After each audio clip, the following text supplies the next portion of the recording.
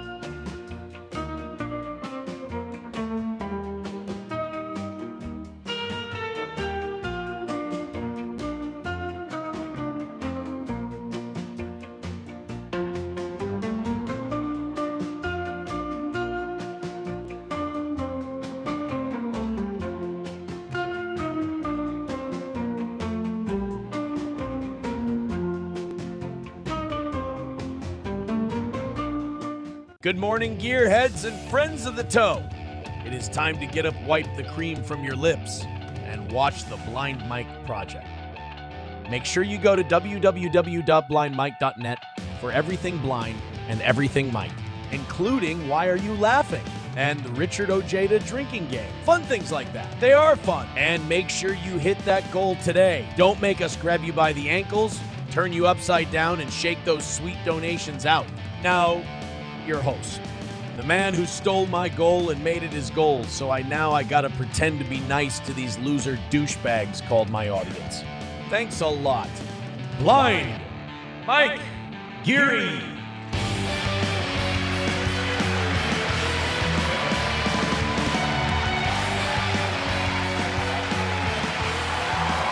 Hey. Here, Aaron. We're hitting our goal today. I believe it's $40,000. So pony up. Start super chatting. Hello, everybody. It's the Duke. It's the Duke, Blind Mike Geary, the Duke of the Dabbleverse. And I am here despite playing the Richard Ojeda drinking game last night. I am in fine condition. I actually feel quite well. Craig, however, I'm sure woke up underneath a jungle gym somewhere. He was... Electra, how are you feeling? Awful. No, Electra sounds quite. There's a lot of background noise with Electra for some reason. She's quite loud. Hollow there. Yeah, get close to the mic there. Oh, okay. Is that better? She might be still in the whiskey bottle. Much better. So me and Craig are setting up last night. The great Cardiff Electric joined us as well on the Richard Ojeda drinking game. We had a lot of fun. We're waiting for it to start, and I have my Michelob Ultras with me. Craig has Miller Lights. And Electra pops in the room, and I say, Electra, what are you drinking? She says, I have whiskey and Guinness. I was like, oh, fuck. And you can tell probably about a half an hour in that that's what she's drinking. Yeah, I don't know. I think it was possessed or something. She was Electra was playing a different game by the end, where she was commenting on things. I was like, I don't know if we're watching the same show anymore. Yes, get your memberships, people, at the Blind Mike channel, and you can watch Electra slide into an alcohol super. It's amazing. How about them ducks? Yeah, nice distraction. Casey missed it to watch the Oregon Ducks game, but I think we had enough fun that I think I might do that maybe seasonally or something, like every few months. You know, I had fun. Next time we could play with Stuttering John. That could be a fun one. So. No. We'll see. Cardiff Electric also found another crossover show for us. I think he found some audio of early Ojeda, so that's exciting as well. Exciting, yes. Young Ojeda would be exciting to watch. How you doing this morning, Mike? Other than that, how are things? Good. Oh well, the one thing I wanted to say about that too was I don't know why this didn't dawn on me, because I was worried. I was like, all right, we're gonna do this, but I obviously don't want to get like too fucked up. So I was, preparing mentally for myself. It didn't dawn on me how joyless Craig would be with a few drinks in him, watching a guy talk about liberal politics. Because we're trying to have fun. We're like, oh, this crazy Ojeda. He's saying all his little catchphrases, these folksy. He's crazy. He's a madman. And Craig's like having actual political arguments with him as if he's there. He's like, that doesn't even make any sense. It's like you guys talk about on Unboxing Eric. You guys talk about Eric the midget, Eric the actor, right? Yes. And you're there to have fun and sort of make fun of the bits and a little nostalgia and everything. If Craig had a few drinks and was on that show with you, it would be like you were watching like Eric the midget do math, and Craig was like, he's not even getting the right answers. He's just like taking it so seriously. He's like, 8 times 8 is 64, Eric. Don't you know that? Did anyone teach this kid in school? Like, he was very serious and angry about everything. It was upsetting. I think he knows, the conservatives are watching him because he does a conservative show. So he's got to play his part. Yeah, when the there's Newsmax police. Yeah, when the libs are on the screen, he's got to own them. It's true. a life. Yeah, so. It is contractually. He's contractually obligated. But yeah, check that out from last night if you guys want to. You can play along on your own time, I guess. But we had a lot of fun. Maybe we'll do it again in a few months. So we'll do it with beer, people, not hard liquor. Come on. That's crazy. Good for Electra for hanging in there for the full hour. But that's a wild move. What was great was she was in charge of the intro this morning, Blind Mike. And guess who did the intro this morning, Blind Mike? I did. Oh, you did? Okay. I was going to say she did a pretty good job with it. No, yeah, because I wanted her to record exactly how she sounded when she talked to me after the show. I'm like, go record it right now, you are. Yeah. And then she passed out on her computer or something. What, do I have that right, Electra? Did you pass out on your computer? Because that's what had to have happened. I don't remember. Okay. It was nice to get Electra without hall monitor Casey Day watching over her. She really let loose. I gotta watch this whole thing again. What did you say? She got wild. I don't remember. It was fun, but everyone had a good time. And it was brought to you by J37shop.com, last night's festivities. We forgot to mention them, but we will today. You would think maybe the producer could have reminded me, but he did not. So go to J37shop.com and check them out because they got all kinds of stuff you didn't even know you needed or wanted. Collectibles, electronics, video games, Blu-rays, and they update daily, which, as I've told my buddy Joe from Virginia, who this is his eBay store, he's kind enough to support this program. I don't know that I buy that he updates it every day. So what I'm asking you people to do is go every day and make sure he's not lying to us, because I don't support liars here. Yeah. Mike, that 2018 WWE World Heavyweight Champion title belt watch, rare for $249, is still available at J37shop.com. Get over there. You get stuff like that. Collectibles, all kinds of stuff. So support a gearhead, support our boy Joe from Virginia, and get some cool stuff over at J37shop.com. Use my name, promo code BLINDMike, all one word, to get 10% off at checkout. And you're also helping J37shop.com hit their goal. So support our buddy Joe and J37shop.com. We appreciate you contributing to the program, sir. And other ways you can support the show are at blindmike.net. All our links are there. Become a member. You can play the Richard Ojeda drinking game next time we do it.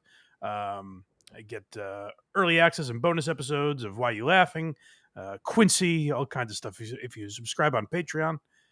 We've just passed 1,100 on Patreon, so we're hoping to continue growing that. You can become a member on YouTube as well, or support the show for free wherever you get podcasts. All right. And HackRideTheDemon.com to support HackRide and Electra. Oh, thank you. And Casey Day.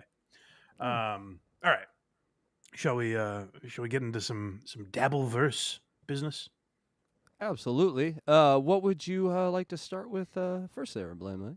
I'm thinking Stuttering John. Now, as the new Duke of the Dabbleverse, certain responsibilities have been thrust upon me. So I had to decide. I had already clipped John's show from Thursday, which was just an absolute train wreck. And it's what appealed to me originally about Stuttering John. It's what got me invested. Now there's a lot of drama. There's constant litigation and doxing and going after people's families and all this inside stuff that gets very messy. What I like about John is when he actually tries to do a show. To me, that's peak John. When you're like, oh, look at him. He thinks he's a broadcaster. That's so adorable. So that's what we're getting into today. Now, I was conflicted because my buddy Tukey, El Horrible, B Dabbler, did a fine interview yesterday with one of his moles that was in the Stuttering John camp. Apparently, Dabbling Dan has turned on Stuttering John and gave all sorts of information. And when he's saying stuff like he revealed that when John picks up his children, he has to meet them like a block away from the house because the stepdad doesn't want him near their home. And that's what I was like, A, I actually kind of felt bad for John when I heard that. If it's true, I have no idea. But B, I was like, do we know too much about this man now? Yes. You know? Like, are we too invested in his life? And are we too close to these things? Like, should I care? And I think people think I'm trying to be like high and mighty when I talk like this. Not at all. Boy, do I love spilling the tea. I am a gossipy little Gertie. So I'm not above it at all. I love it. I listen intently when Tukey has Dabbling Dan on and they're talking all this shit about John. But I'm just being honest with you that there is part of me that is like, I don't. This is a little gross. No, like this guy is just spilling every detail. Like he had personal conversations with John. Now you stop feeling bad for John pretty quickly. Did you listen to this at all? The Dabbling Dan interview? Casey? Just the editing a little bit. I like to stay fresh and react fresh. I'm sort of your Robin Quivers when it comes to I Stuttering appreciate John. that. Yeah. But I knew of this Dabbling Dan and how much like you can just infiltrate John's life. Like you could write a book, a handbook, hand it out to people, and it will work today, and it will work next year, and it will work 10 years from now. Yep. Yeah. Well, what makes you feel? So I'm like, and my thought is always the golden rule, where I think like I wouldn't want that to happen to me. You know, like if me and Craig had a falling out, I wouldn't want him to be on some show talking all kinds of shit about me the next day. So that's where I'm like, I feel bad for John. Where you stop feeling bad for John is when you hear shit like, and again, who knows how true this is, but I don't know why he would make this up, other than to fuck with John, I suppose. But like one of the stories that this Dabbling Dan guy told was that John on his road trip didn't want to miss the Yankees games. Like he'd be driving during a Yankees game and he didn't want to miss it, but he didn't want to pay for Sirius or the MLB package, and he didn't want to waste his phone data, I guess. So he would call Dabbling Dan and make him give play-by-play of the Yankees game.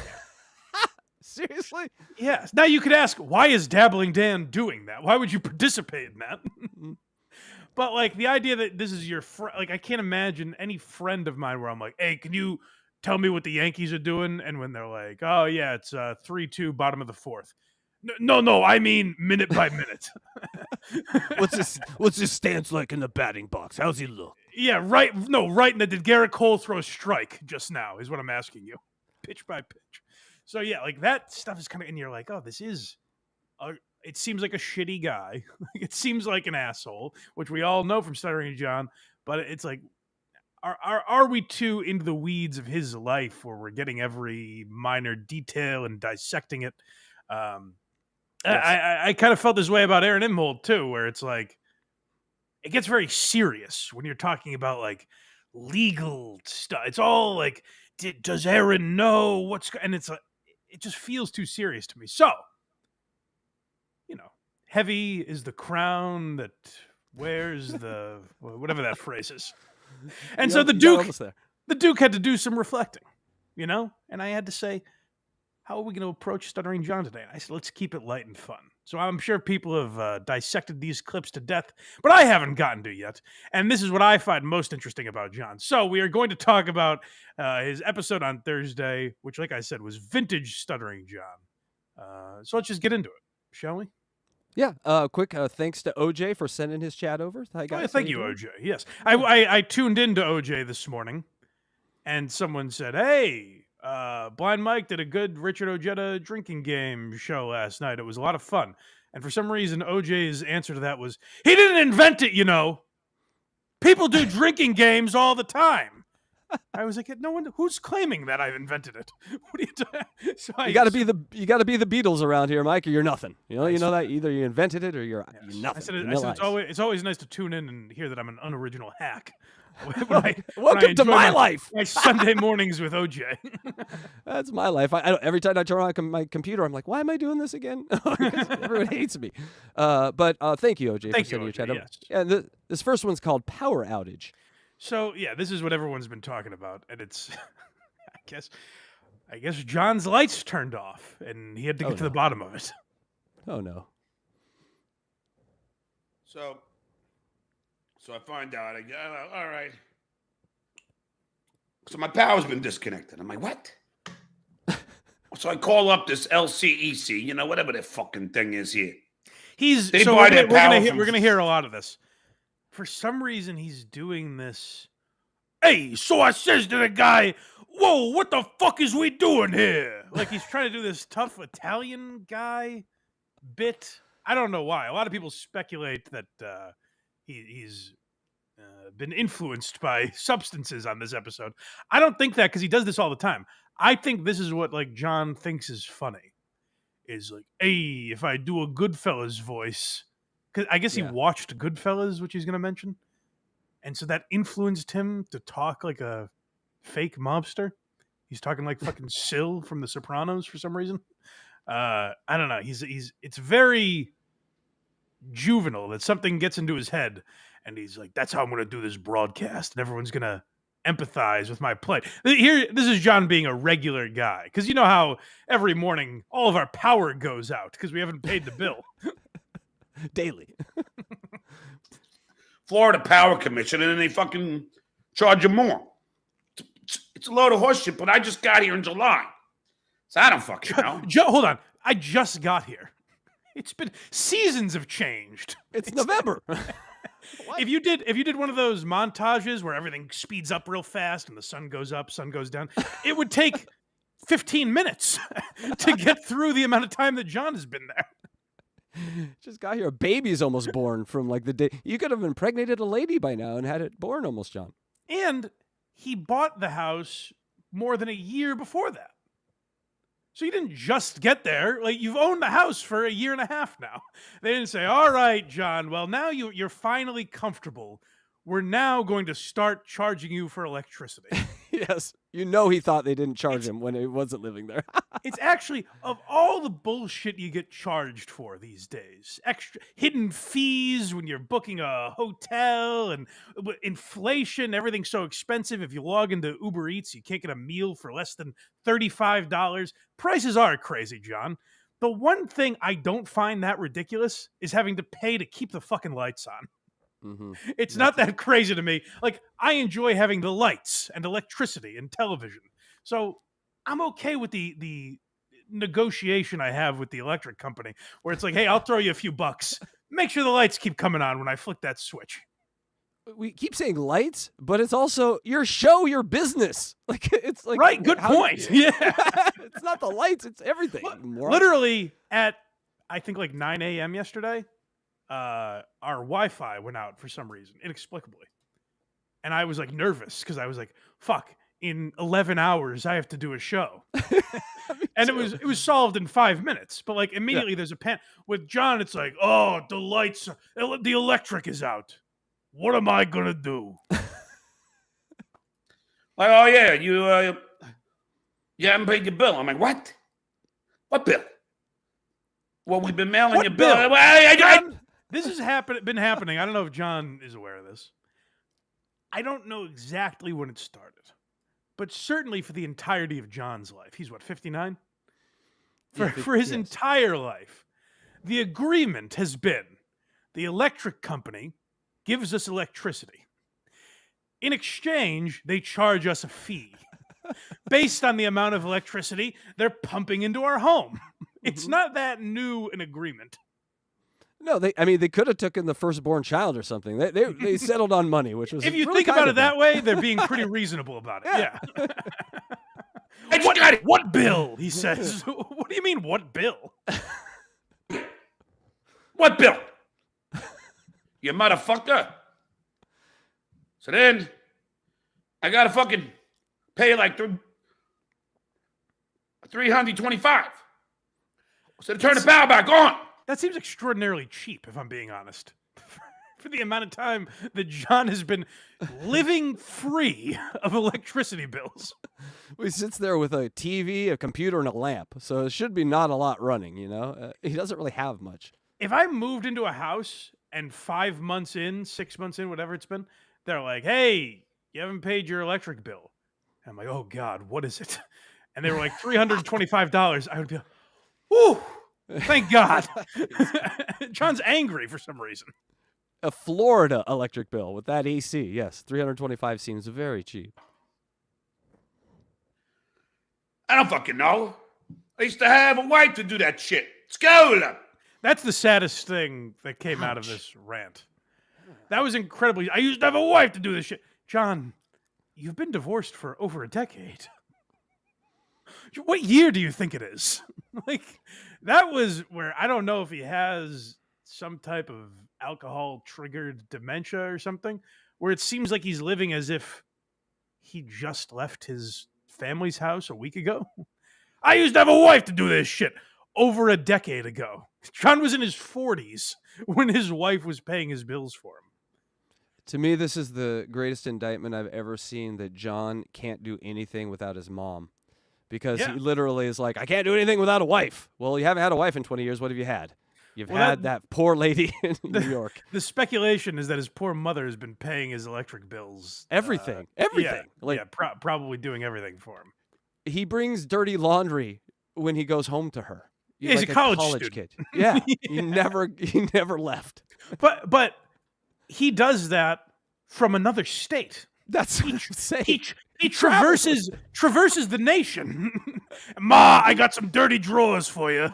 I paid $50 to bring it on the plane with me so you can wash it.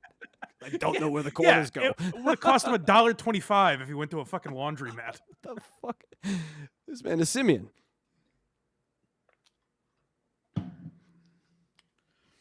So then I fucking, so then I go, all right. I paid the bill. I don't give a fuck. Oh, forget about it. Yeah. So woke up this morning and got myself a beer. Attaboy, John. No power. You handle bills. So I go look, any power outage. No power outage. I'm like, what the fuck? I find out. I call this fucking AC/DC bullshit. Well, that's really clever, John. It's a bunch of letters. I guess it's LCD or something like that, his electric company. But he fucking nailed them. Yeah. He fucking hammered them. No, you're a band from the 80s, you bitches. It's like, oh, boy, John, they've really got their tail between their legs now. You've owned them. I do not get the bit of like, I don't know your name, so therefore you're worthless. I don't understand why so many people do that, where it's like this fucking deaf Mike or whatever his name is. It's like, oh, you got me. That's not, I'm blind. So I guess you owned me. And I've learned so much from this already, because again, he's telling us how alcoholic he is. Like, he's just saying, I'm this alcoholic. Okay. Yeah. Jesus fucking Christ, dude. Yeah, it's weird. The guy rolling out of bed and grabbing a beer in the morning, his electricity didn't turn on. It's so strange. He's saying, for everything bad happens in my life, I have one solution. Here it is. And I have a lot of bad things happen. He really is like Homer Simpson or Peter Griffin. But like, he lives in the real world, unfortunately. So there's not some wacky conclusion at the end. Yeah. That's why we're all watching him, because how does this exist in not a cartoon? Like, I'm a cartoon, I'm realer than this. Connect me again! 3 weeks later! So he is, like, he's doing this thing where he's doing this wacky, like, he's yelling and screaming and talking in his Italian accent. And so as if to say, like, hey, gang, I'm not really that mad. But it's like, no, John, you're revealing something tragic about yourself. Yes. Like, if he was vulnerable and came to us and was like, guys, things have gotten so bad that I've avoided for months paying my electricity, and the chickens have come home to roost today. The lights went out. Yeah. Like, people would actually feel sympathy for him, but he puts on this, I don't even know if you could call it macho act, whatever this is, where it's like, hey, nothing bothers me. I just had the lights go out. It's their fault. As if we're going to be like, oh, John, those assholes making you pay in exchange for electricity. If he was honest, he's like, I can't deal with life. Mom, help me. I'm going to have a drink. Like, that would be so honest. I'd love it. It would be interesting to hear John say, like, yeah, you know, like, I got pretty famous and I got things, like, I got ahead of my skis. Like, all of a sudden, I'm on the fucking Tonight Show and Conan, and I have a record deal and all this cool stuff. I'm on the biggest morning show in the history of terrestrial radio. Like, I was doing a lot of crazy shit, and I never really matured and became an adult. And then I got married, and my wife handled my bills forever. And so now I'm pretty much useless. Like, to put it in John's terms, I think that's how, like, Artie Lang would talk about that. If Artie Lang dealt with those problems, he would talk about it in a way where we're like, oh, Artie, you silly goose. We feel a little bad for you. Artie makes it funny. We have a few yucks. The way John handles it, it's not even the things John does. It's the way he discusses them, where you have no compassion for the guy. You're disgusted by him, and you actually, like, blame him for the situation he's in. It's all Baba Booey's fault. Made him so defensive when he was out of college. He never got over it. He said, I forget where I heard this clip. On one of John's shows, but someone asked him about Gary Baba Booey, and I forget what the question was, but it was something to the effect of like, do you think if you worked harder you would have outranked Baba Booey? And he goes, I was way ahead of Baba Booey. It's like, do you really believe that, John? That's simply not true. Gary's still there 20 years later. It's just not true. I saw a picture on Twitter the other day of like a normal brain and then like a 20-year alcohol-soaked brain, and it just looks like it got giant holes in it, like missing parts of the front lobe. I mean, he's got CTE of alcohol-based. Right. So I'm like, what the fuck is that? I get this girl on the phone. I'm like, what the fuck happened? Oh, we disconnected your power. Why? Oh, you because you're not paying your bills. What do you mean? I just paid 3 weeks ago. $325. Oh, well, there was a past due. Why did you fucking tell me then? Oh, they should have told me. I'm sure they did. So my guess is what happened. They said, hey, John, there's an amount that you owe. Here's the least you can pay right now. And John said, yes, please. I would like to pay the least. Yes. And they said, all right. But in 3 weeks, we're going to come knocking. You get John go, yeah, whatever. Yeah. Wasn't listening. Completely tuned out. Like, when Clay Dabbler talks on his show, or when Rob Salt, or whoever his guest is talking, John just like, yeah, real interested. Oh, there's money here. That John thinks in dollar signs. So when someone's like, you can pay the least, John isn't listening to anything else. Yeah, I'll pay the least. Also, 3 weeks later, they came back for more money. That is kind of how bills work. Yes, exactly. You know, like when you pay a bill a week late, let's say, it's going to be about 3 weeks till the next time they're like, we'd like some more money, please. Mm-hmm. For the rest of your life, John. Yes. They didn't. Well, just pay your $125, whatever you owe for this. I'm like, all right. You know, he asked Mike, he goes, how much to turn it on today right now? And so they just gave him the turn it on price, you know, which was just like a portion. And then he hears that and he's like, how much to turn it on tomorrow? Just haggling with them. Here's my fucking payment. And they have the wrong bank account number, these fucking motherfathers. And these fucking... Hold on. There's a lot in that brief sentence. First of all, clearly he watched Goodfellas on fucking A&E or something. Why is he saying mother fathers? I have no idea. He's fucking motherfucker. Does he think? Hold on. I might have stumbled into something. Okay. Has John only ever seen Goodfellas on basic cable? No, it can't be. I think he thinks the thing they're saying in Goodfellas is, "Oh, you motherfathers." Maybe like, is that okay? So you're now teaching me that that's what they say on Goodfellas and the cursing. Well, they do all kinds of whack. Like if John watches Snakes on a Plane, he thinks they say, I'm sick and tired of these monkey fighting snakes on this Monday to Friday plane or whatever the fuck they edit as. Like they do goofy shit like that on basic cable. He's a basic cable kind of guy. Yes, not premium. So he's a mother father. That is the name for this. Is it possible that he's only seen Goodfellas on fucking TNT? Probable, not possible. It's probable at this point because I believe this theory now. There's no other reason you would say, "Oh, you mother fathers." That's not an expression. You'd say it around if you had kids around, maybe, but what? He's not around kids, right? He cursed a second before that. I know, it makes no sense.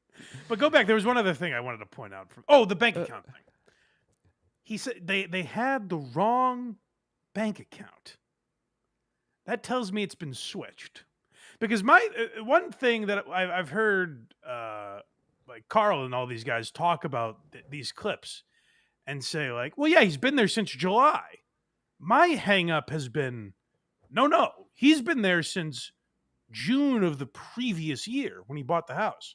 He wasn't living there, but your electric bill is still something. Yes. You know what I mean? Like there are, like, I imagine he had to heat or cool the house at some point. He would visit and use like Hitman Dan was down there. So he's really been using limited electricity for a year and a half. So my thing was the past due amount should be even more than that. When he said the bank account thing, I was like, oh, I think mommy might have been paying the bill for a year. You know? Of course. Good call. That's it. That's 100%. Because why else? What, does the electric just have my bank information? Like, oops, sorry, we had the wrong guy's bank account.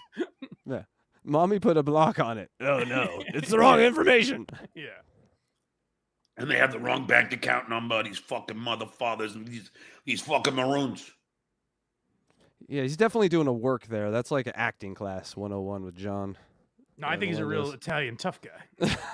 Yeah. I'm a little scared. I don't want to get whacked for making fun of John. I don't want to get hemorrhoid juice on me. This next one called Hero's Work. Oh, well, this is important stuff that he's doing. No, it's So then I go, all right, so he turned the power off again. I go, how much was it? I go, how long I gotta wait?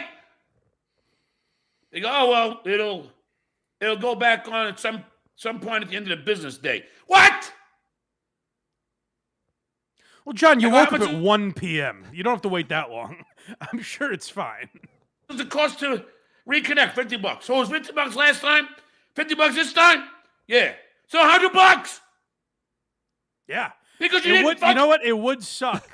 I can't really relate to this because I imagine it would suck if every time I had to get my power turned back on, I had to pay $50. Luckily, I just pay my electric bill. So I've never incurred that fee.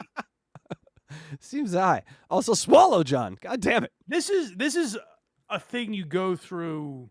Like, I remember when I got my first apartment, when I moved out here, like to the city, we moved into an apartment and I was like, oh, we should call the electric company and turn the lights on.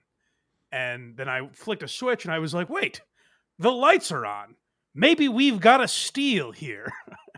And then about 2 months in or whatever, they fucking send an envelope to our door that's like, hey, deadbeat, turn your fucking electric on.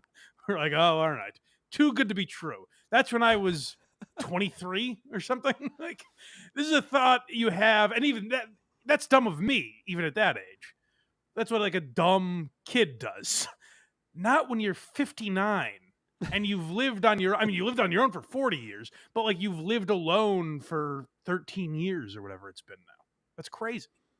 He just didn't have to pay one bill, Mike. He's like a pretty girl that never had to do anything and finally like gets dumped and now he's got to figure out life. It's not going well. I'm sorry, you charge for drinks here? That's never been my experience. Mommy doesn't take care of the tab here. You can tell me that I was past due. Sorry, somebody should have told you. Yeah, they did. It was revealed that my buddy Clay Dabbler pointed this out.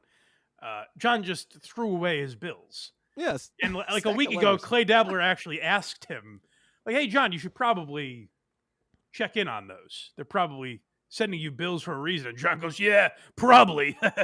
And just didn't. So they did, in fact, tell you. Now, I guess Mr. Electricity didn't come to your door and say, John, you owe us some money. Would you like to pay us today, or would you like me to come back tomorrow? No, a man didn't show up, but they did tell you you owed this money. So, I was fucking angry. I was hangry. No, you were not hangry. So I went over. That means you were hungry. You were hungry and moody is what hangry means. This is poverty is what you're experiencing. Tried to fucking. Now I realize what happened, because my grass is getting yellow.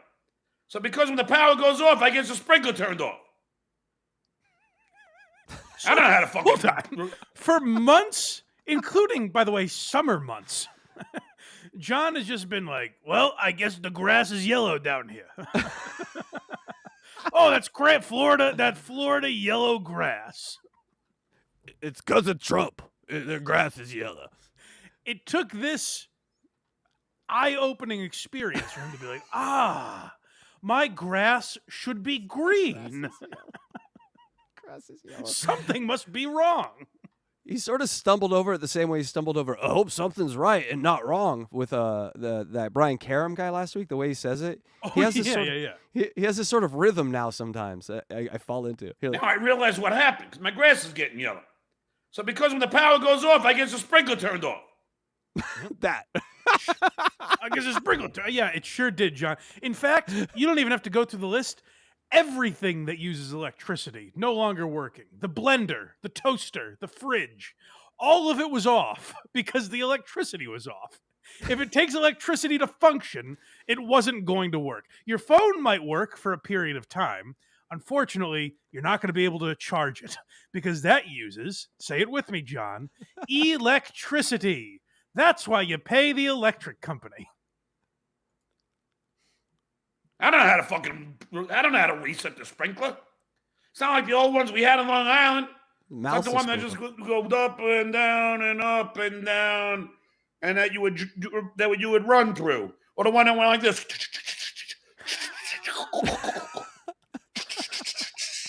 Oh, that sprinkler.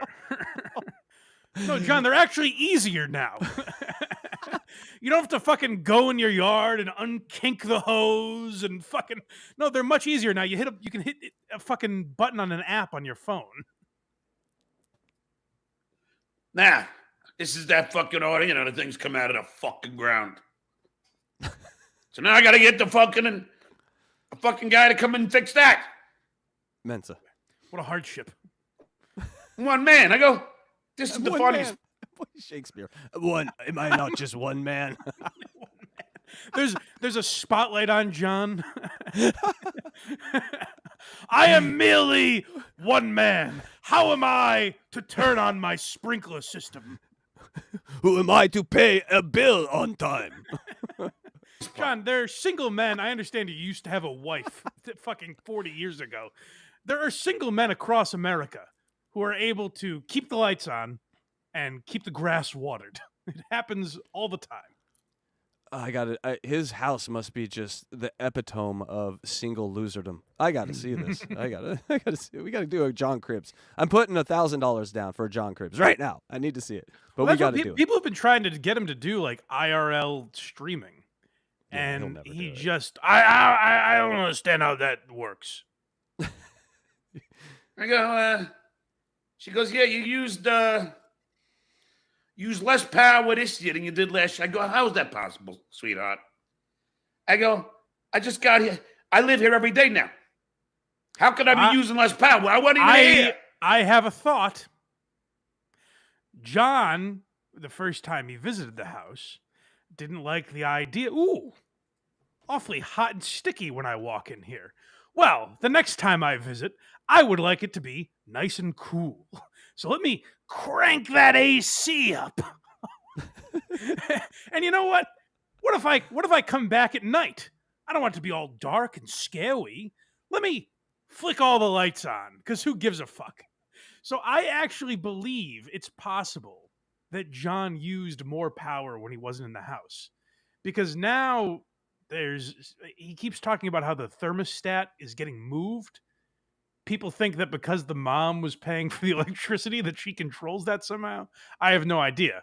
But it would make sense to me that if John paid more in electric last year, it's because he's just like, well, I like everything to be perfect, as it is in every room that I walk into. So let me just leave all my utilities on, so that way I'm comfortable. I have a great channel. Someone needs to make this. Is just the idea. Teaching John shit. And you just make videos where you're like, John, this is how you write a check. John, this is how you fix a thermostat. And it's just like little 2-minute videos. You have to go even simpler than that. Like, John, this is how you use the microwave. Like, he doesn't know how to do anything. This is what slipper you put on what foot, John? Does that feel uncomfortable? That's probably not a switch. Oh, yeah, it feels good. Yeah, that's the right one, John. Yeah, just a little how-to for Johns. I think that would be fun. It's impressive. Last year. Really? Yeah. So anyway, I had no fucking power. I had plenty of these. But not in my fucking house. Plenty of what? What did he point to? You can't see this, Mike, but he showed his gun. His bicep. Otherwise known as his gun, yes. What does that mean? He has that kind of power, I think, is what he was saying, but not the kind that would allow him to What a useless brag. What does that have to do with anything? I don't know. He just, it literally was a flex. And if I had a rim shot, I would hit it right now. God damn, I don't. I have plenty of these. The fucking Tyrone Woodley wouldn't do that. Like, you know what I mean? Like, the most CTE of all UFC fighters wouldn't say something so ridiculous. Well, yeah, right. But I'm just saying, like, a guy in terrific shape wouldn't do that. Jake Paul wouldn't be doing that. Where I got plenty of these. The idea that in his mind means power. I have plenty of that power. You are probably right that that's what he meant, but it's, again, charmless, as he so often is. I keep plugging my phone into my bicep, but it doesn't charge. like a potato.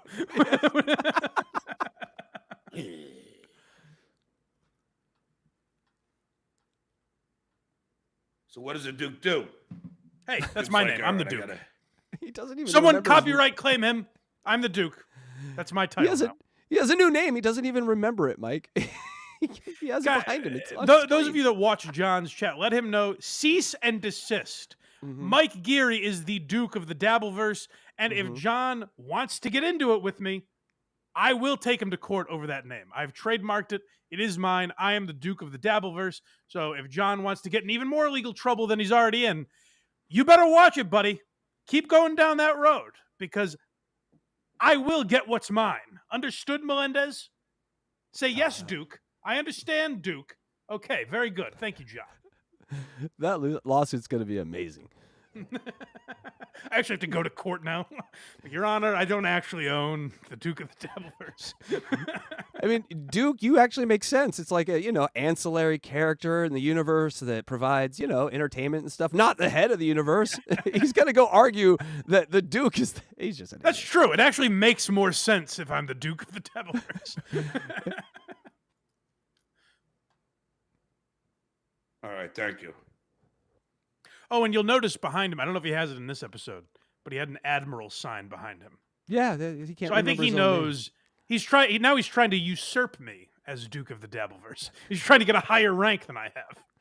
I will be Colonel, General, Captain. I will be all. Listen, I feel bad about Sandy Hook, but every day. Wait, what? What was that about? That is the greatest non sequitur. That was another swordfish moment, baby. What is he looking at? He's looking at it. Okay, you can't see this, Mike, but he looked at his phone. So someone must have sent him like, "Hey, donate to the Sandy Hook families," And then he's just like, every day with this, your kids are still dead every day. How often can that be coming up in John's life? Why would you say that on a recording? Well, I like that he's political career, John. John's gotten so many texts. He's like, you know what? Maybe this Alex Jones was onto something. I don't. Now I don't even know if it was real. Oh, these fucking dead kids every day. God damn. Hey, my money ain't bringing you kids back to life. All right, leave me alone. It's also probably a scam that John is getting texted by. It's a work. All right, thank you. He's looking at his phone. Listen, I feel bad about Sandy Hook, but every day. Every day. How can it be that often? I just want to clip that and send that to like the family members of Sandy Hook. Be like, hey, everyone, come watch this guy's show. Hey, enough of your fucking whining. All right. We know you just bought Alex Jones' studio. Would you like Stuttering John's? Anyway, so then I was like, all right, well, fuck it. I'll turn fucking lemons into lemonade.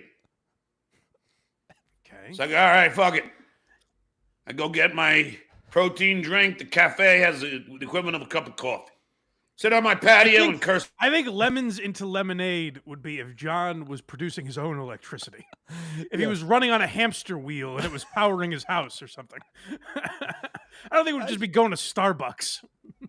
I got to be honest. I'm still stuck on the kid comment. It's going to take a few minutes to get over. I can't figure out. Every day, John's getting a text saying, will you donate to Sandy Hook?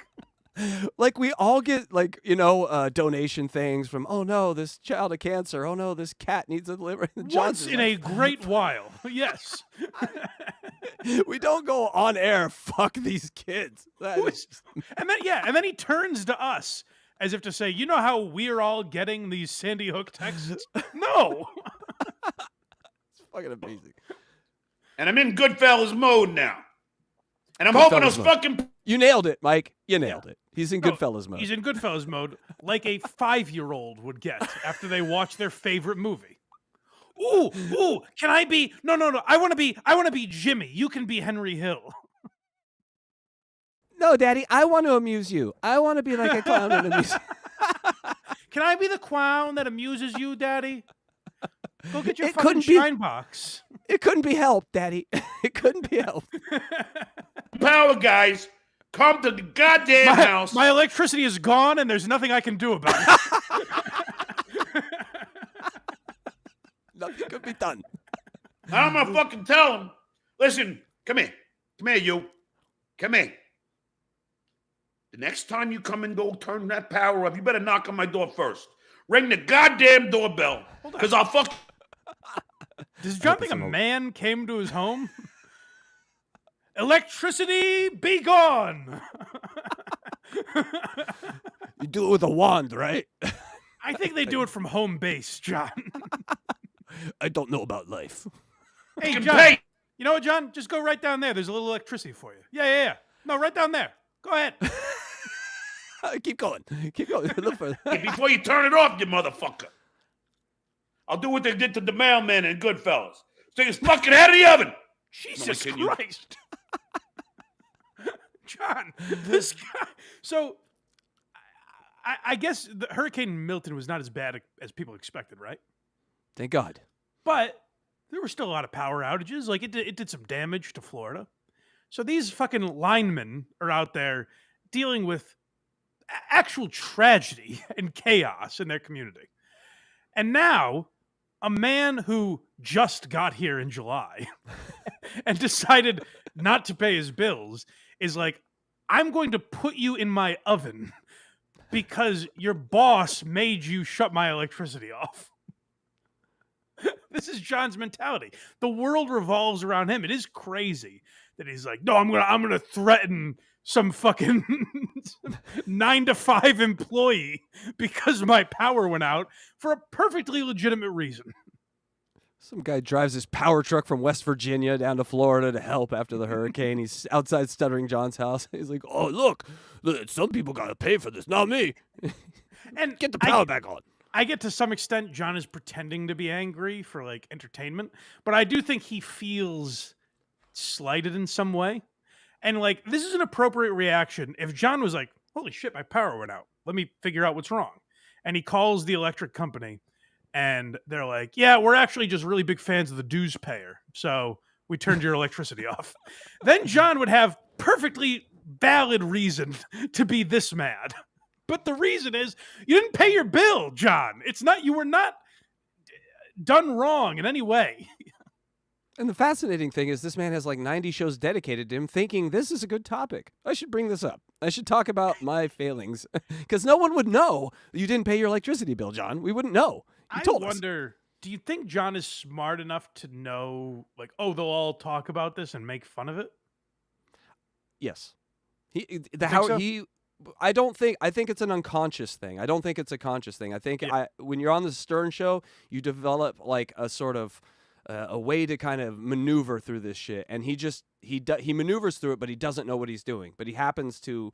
Oh, they know when I do dumb shit, But it's a level of dumb shit. It's never goes over a line, It gets people talking about me. The only thing that I hesitate there is like John wants you to talk about how great he is, but I do think like if something like this, he does something dumb, he's like, oh, they'll all talk about it, and then they'll super chat me, Yeah, he's playing a Goodfella character, and so he's like, oh, I can do characters, I can do stories. Like John Bon Jovi doesn't write all the songs about himself. Like he Right. justifies stupid shit. Right. But Service. I'm just playing around with the movie Goodfellas. I just watched it again last night. Oh, It's good. fucking HACKRIDE is. I'm sorry. I don't know what HACKRIDE is. Casey. Casey is a guy who. No. oh, okay. As a guy whose channel's been demonetized, if you go to YouTube and say, "Oh, I was playing around with the movie Goodfellas," is the Google Corporation like, "Oh, don't worry about it then"? Yeah, I watched Cardiff try that, and let me check. Yep, nope, still no YouTube channel. Damn. So no, they don't. Yeah, they do give second chances after about a year though. So Cardiff will be back. I was just playing around with the movie. He is like a little kid that's seen. He's like, I was just being Superman. I don't actually have powers. I also started watching Tulsa King. We'll get into it. Oh, good. I hope so, John. I can't wait to hear your take on a show that's been out for years now. Yes. Next up, Vinny the Lawyer. Okay, so this has been some of the latest drama is Vince versus John. Are Vince and John doing some kind of work together? I don't know. But we'll hear John disown Vince here. I'm sure for the final time. They're finally never speaking to each other again. It really is the Ross and Rebecca. What is it? The friends Ross and Rachel? Ross and Rachel of our time. Yeah, they sure are. They were on a break, these two. Yes. We had to develop some other storylines, but we're back, baby. Dustin, who informed me Dustin is doing some work, apparently on Reddit. Okay. They're all saying. For those of you that don't know, Dustin is supposedly John's private investigator. We talked about this with Aaron Imholt when he was going at Patrick Melton. A private investigator does investigating in private. It's pretty self-explanatory in that way. It's in the name. What a private investigator doesn't do is go to Dabblers Anonymous on Reddit and go, John, I have some real intel for you now. It seems they're talking shit about you on Dabblers Anonymous. I've got a lot of news from my private investigating by going to r/Dabblers Anonymous. That's not what a PI does, John. If you're paying this man, maybe put that towards the electric fund, Absolutely. Saying that Cape Coral Kelsey is, as suspected, Vince, the evil lawyer. And Oh my God. don't text me, Vince. I don't want to hear from you. I don't know if it's you. I don't give a shit. I personally don't care. I don't know if it's this you. is, by the way, again, for those who don't know, Cape Coral Kelsey is a girl that John was trying to fuck on the internet.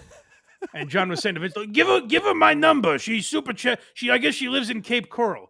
Yes, John, a hot girl that just so happens to live in the town you moved to is fucking commenting in your YouTube chat, and she wants to fuck. You ever think of John's like, maybe Cape Coral Kelsey isn't real. No, of course she's not. Mm-hmm. Just like Dabbling Dan wasn't your friend. John, there are clues. There are context clues to these things. And they're ever so subtle. Like perhaps Dabbling Dan was a guy who was always there to make fun of you. And perhaps Cape Coral Kelsey isn't a piece of ass that lives down the street from you. It's ever so subtle, but if you pay attention, you might notice these things. It cements him as a full whack packer too, though, because they did the same. We know we're doing Unboxing Eric, and they did the same thing to Eric, where they had this girl Valerie call in, and Valerie was the perfect girl for Eric. Right. She loved American Idol. She was a lawyer. She had a flat stomach. D's. She worked at Hooters. Like ridiculous shit. Yep. And Eric was even like, I don't believe this. So, I mean, John falls for shit that Eric wouldn't have fallen for. On O&A, they did it with Bobo, where they had some lady come in and play his internet girlfriend. That's what whack packers fall for. And John, I think John gets a little confused, and I think maybe some other people get confused too when they shit on John. When John was on the show, he was not a whack packer. He was a staff member that the show would goof on and everything. But when Beetlejuice was in studio, or Hank the Angry Drunken Dwarf, or whoever, John was in on the joke with the guys. John would make fun of those people. But in the world of the internet now, John is a whack packer because we look at him and he falls for these things that idiots would fall for. Or not even idiots, mentally challenged people would fall for. That's the type of stuff John falls for. So now he is a whack packer. I think that's where he gets confused when people call him a whack. Oh, I was way above. Would a whack packer be on the advertisement for the Channel 9 show? First of all, maybe. but that's not out of the realm of possibility. But no, you weren't necessarily a whack packer then. You were, in the sense that you were there for Howard to make fun of. But no, you were above Jeff the Drunk or whoever in that world. But now you're literally no better than High Pitch Eric, literally Vince controls both of them with the marionette strings. So you are legitimately no better than High Pitch Eric. John is the Monte Teo of the Dabblerverse. Heyo. Yes. It's I'm in Heisman contention this year. My girlfriend's been very supportive. I'm married. I haven't met her, but she's very nice. People are telling me it's you, but I don't care. I don't give a shit.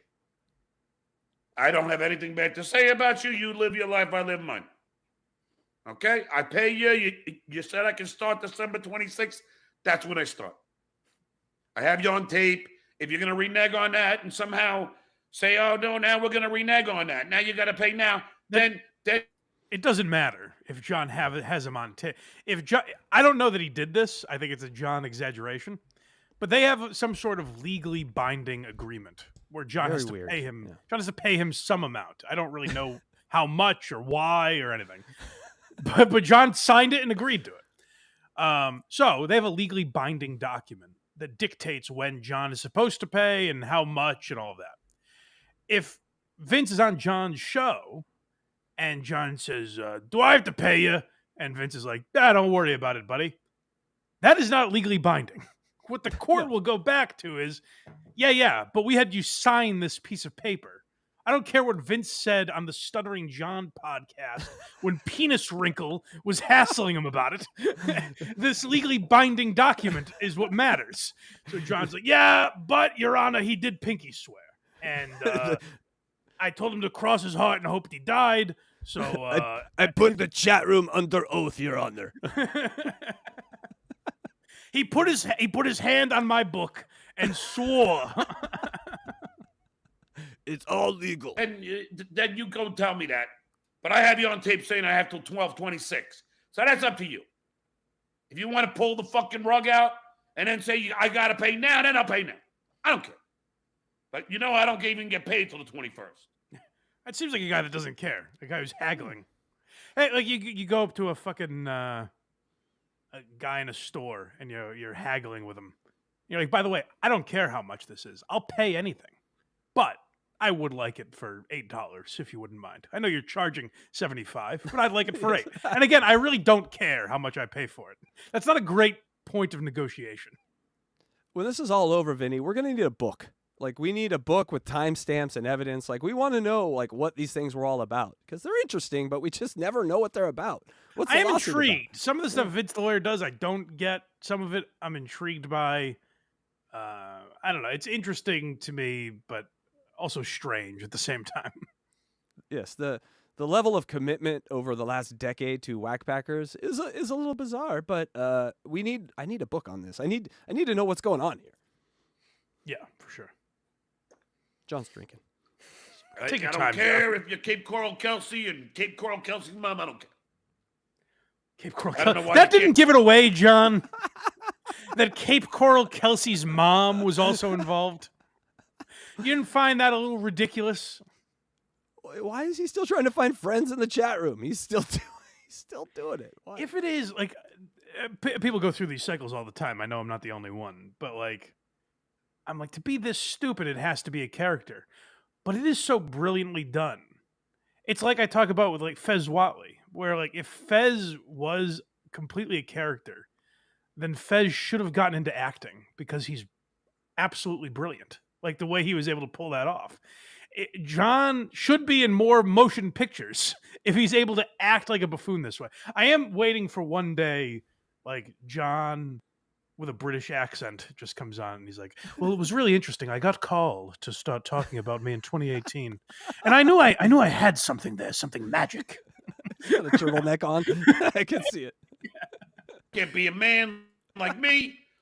If I'm going to super chat Rain Man, DeVito, or Chad, nobody can stomach the zummick. Pulls off his mask. It's Robert Downey Jr. And we're like, oh, the role of a lifetime. How does he do it? He's the man of 1,000 voices. Or Pinky, or anybody else. I just write it as me. It comes in as my emblem, SJ.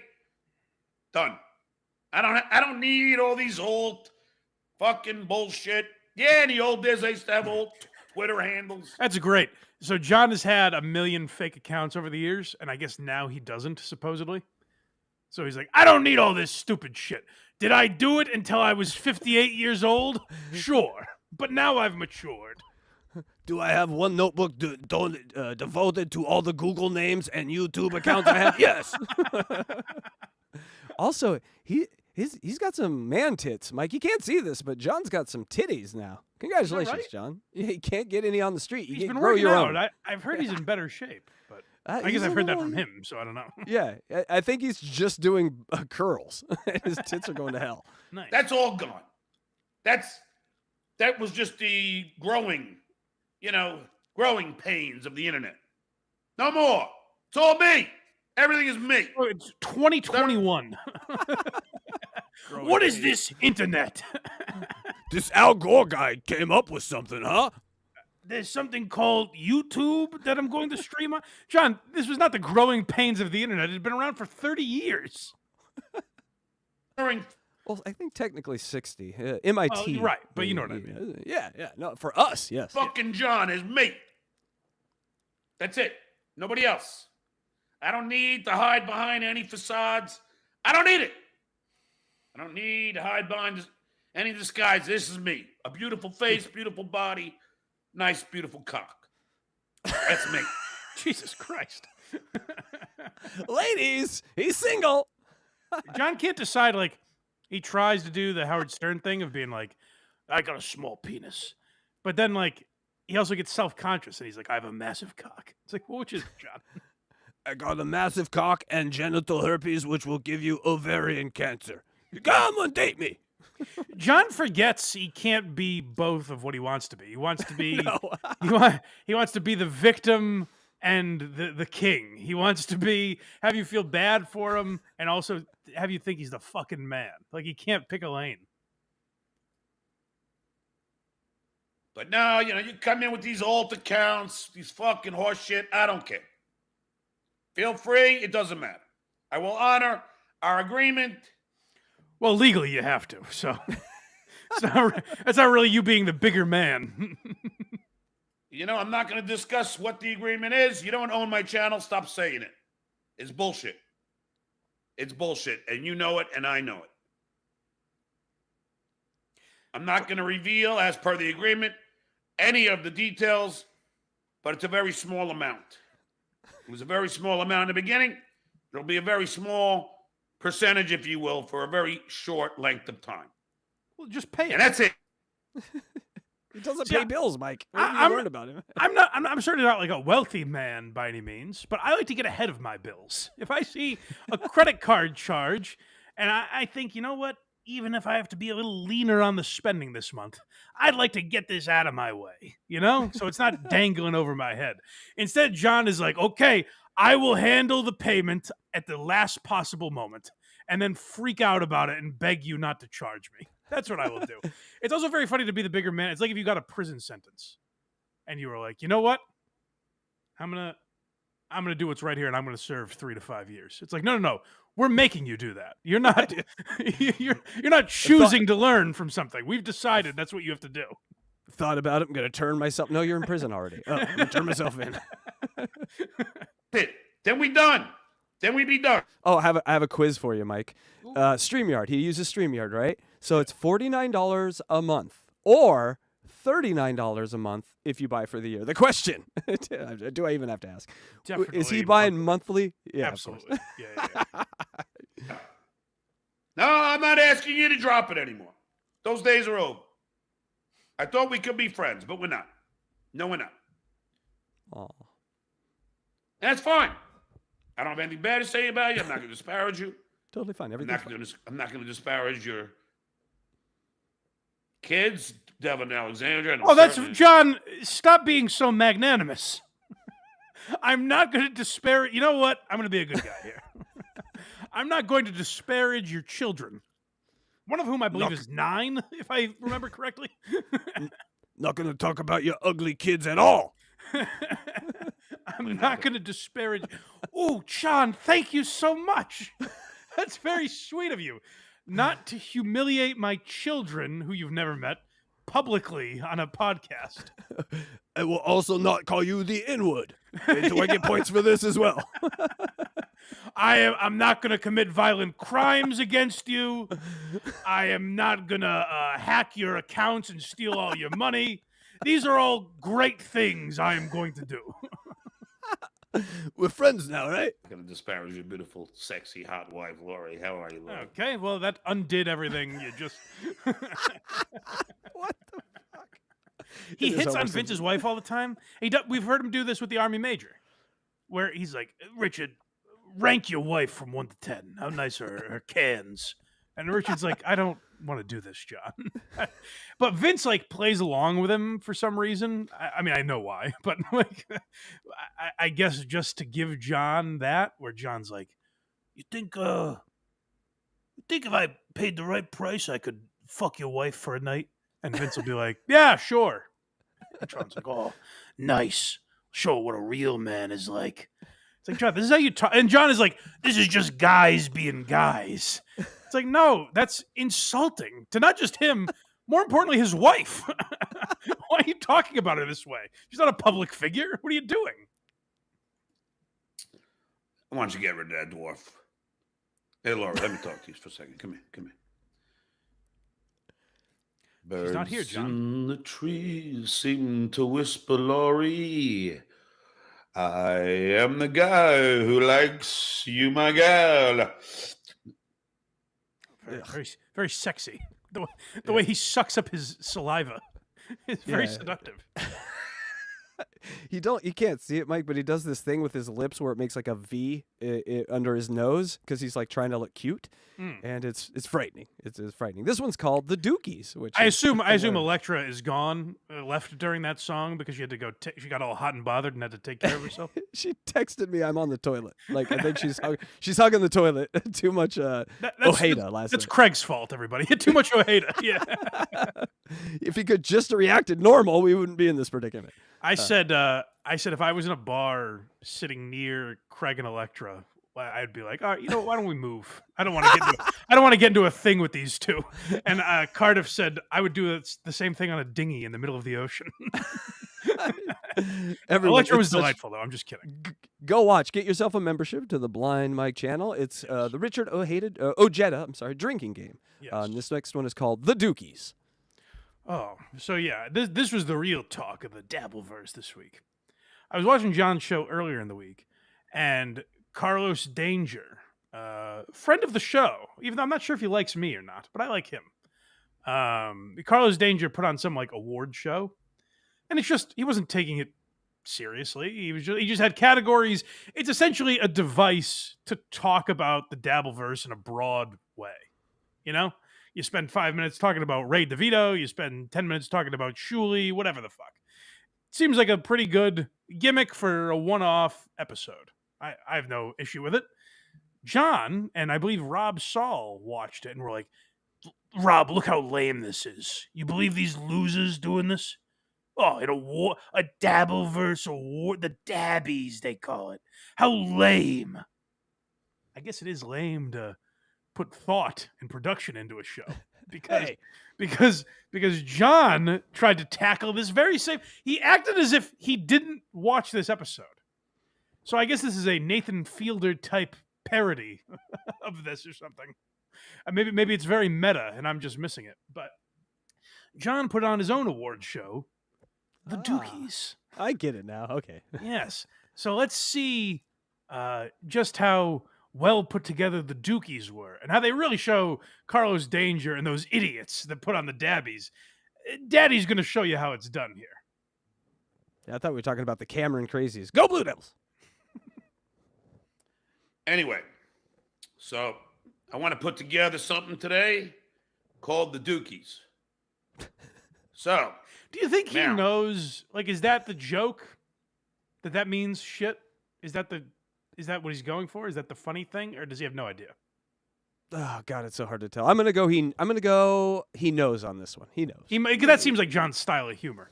It's in his Dookie is funny. Yeah, poop is a wheelhouse. Yeah. This is gonna, I'm not Lady K. I'm not going to be as organized as he is. I know that he would take all his time. The only thing that I'm not going to put effort into my show.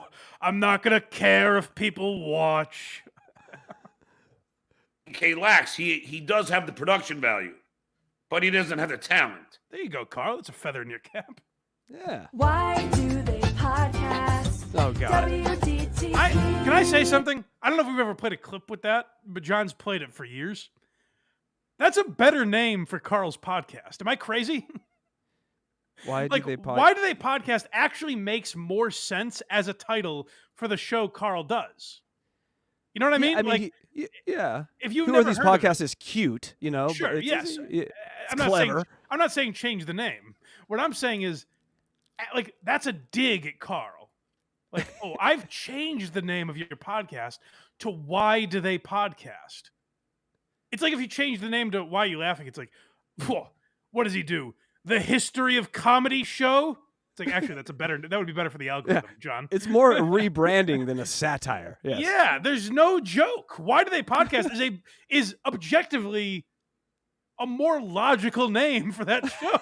So I don't get why he plays that clip and he's like, oh, I have owned Lady K. the joke is on you, Snaggletooth. He literally probably doesn't even read this. He's just get the walrus, get to the walrus, get to there's the walrus. Yeah. Oh, so you look silly. Nice.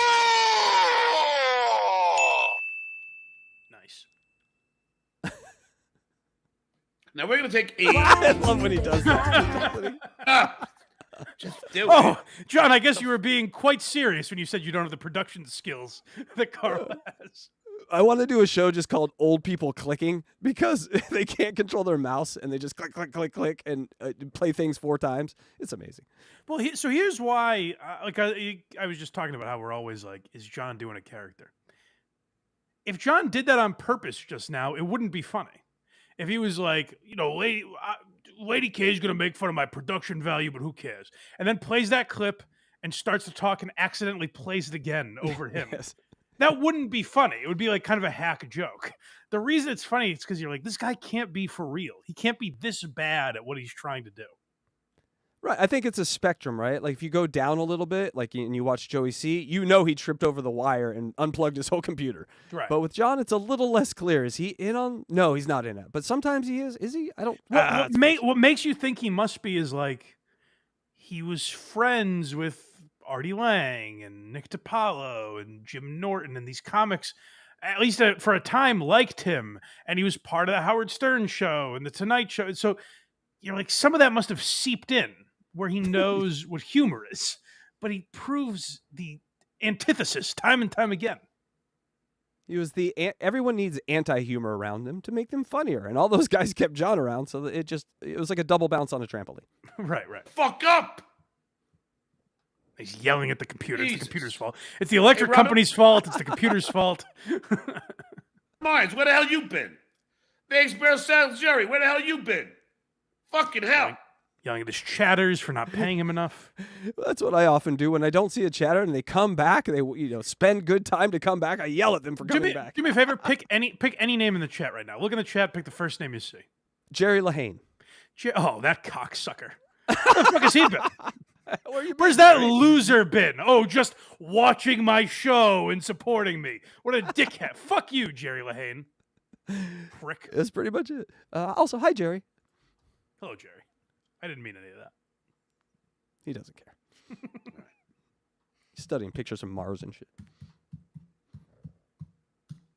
John's typing. All right. Now. Yes? We're going to play a little game here. Okay. These are the Dookies. Okay. Feels more like an award show than a game, but I'm with you. These are the Dookies. Yeah, Let you me said try that. and do them all in honor. I want it to look as well as I can. What was that? I don't know. Can I hear that again? What was that sentence? Sure, there's nothing wrong or anything wrong here. I hope nothing's bad. Something bad no happen. I got Dang Lizard sent me something. Let me know if you want to play. It's only a minute long at the end of John, but he put a couple things together that are pretty funny about that sentence. Good. All right. Now, we're going to play a little game here. These are the Dookies. Yep. These are the Dookies. Mm-hmm. Let me try and do them all 8 times he said that. in honor. I want it to look as well as I can. Look as well as I can. All right. That's a little honest. That's fascinating. Yeah, maybe he means him. Like, I'm trying to look less sickly. I have a low ceiling. And what I'm trying to say is I'm trying to reach the ceiling of my low ceiling. These are the Dookies. All right. You mentioned. Hold on. We're holding. Okay. All right. Take it away, Dookies. 2 seconds ago, he's like, well, Carl has production value, but he doesn't have content. You don't got either here, John. You got nothing. Boy, this is such an own to Carl. He's owning him right now. Okay. Is Carl even going to do All that right. stupid Monday show anymore? The Point Double Point? He might as well cancel it. What's the point? He's been owned. Yeah, and plus a prettier lady came along and took him away. Aaron Imholt, a prettier locale came along. I often think about that real quick. Do you think Stuttering John is now like, fuck Aaron. If all I had to do was eat lawyer cum, I had Vinny right here. When Aaron comes up, he's like, I don't give a fuck about that guy. I don't get what's so interesting about him. So there might be a little, like, there's a new prettiest girl at the ball. Yeah, a jealousy. He might be a onto jealousy. something. Yeah. Alrighty, hold on. We've been holding. That's all we've been doing. Come on, buddy. Peck. You got this. Types like Michael Scott.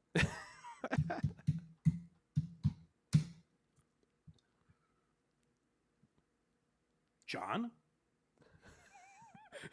Are you still Alrighty. Alrighty, let's do it. Well, I know Dookie for the most exciting award ceremony. That's for sure. This is, by the way, John made fun of. They did that live show in Rochester, the DabbleCon, and they did an award show. And John's like, "Can you believe? I mean, how lame." At least they did what they were trying to do. This is absurd. This is valuable airtime here, John. Let's go. Start cooking. Start roasting these losers. Come on. Put on some music. Anything. We don't even know what the award is yet, by the way. It's the award for silence. Hello, darkness, my old friend award goes to. Alrighty, one more. Okay. All right. We're almost there. One more. No, okay, that's it. Okay. All right, so the Dookies. You guys That's can what we're vote doing. in. You've only said it 3 times so far, John. Thank you for reminding us. I got a notice I had to pay the electric bill in like 8 seconds, so I had to take the time to do that. I do think I always thought he was lying about OCD. There are certain things he says where it's like maybe it's that form of OCD where he has to repeat himself over and over again. And it's like the way he said, like when he's angry and he goes, "What? What?" Like he has these certain tics that he does, crutches. Like we not made fun of, respected very much Ojeda last night for having for having all these crutches. John has them, but I think in a different way where it does seem like OCD. So maybe that's why he takes like OCD medication, which by the way, I spared you of having to watch him put his fucking pills in his mouth for 15 minutes. That was disgusting. But maybe he does have OCD because he does things like that, where he keeps going, the Dookies. All right, the Dookies, where that's like a little, almost Tourette's more than OCD, you know? I don't know if you've ever done a Klonopin, Mike, but I repeat myself. I walk into walls, and if you did it repeatedly every day for months and years, that's got to have some. So it might make you what you don't want to be. Oh, interesting. So my theory is, no, he doesn't have OCD. Then he took these drugs, and it gave him OCD. Right. Him wanting to have it and the use of these drugs. Yeah, if you say you have OCD enough, you can be a little obsessive compulsive. Yeah. The people that are probably have it and are touching doorknobs 300 times don't want to talk about it at all. Like, right. You know. You tell me. Now, we're going to take age out of this, okay? This is not who we want to date. I'm going to ask you. What are we doing? This is the most beautiful. Kragers is texting me. No, Kragers, you can't come on. Have your finger on the dump button. We might need to bail on this. Beautiful now, women. Listen, how old is 16 really? I have done the study of all the age of consent laws. Are you guys ready for the awards? I mean, what? In older times, when a woman got her period, it meant she was first. So who am I to?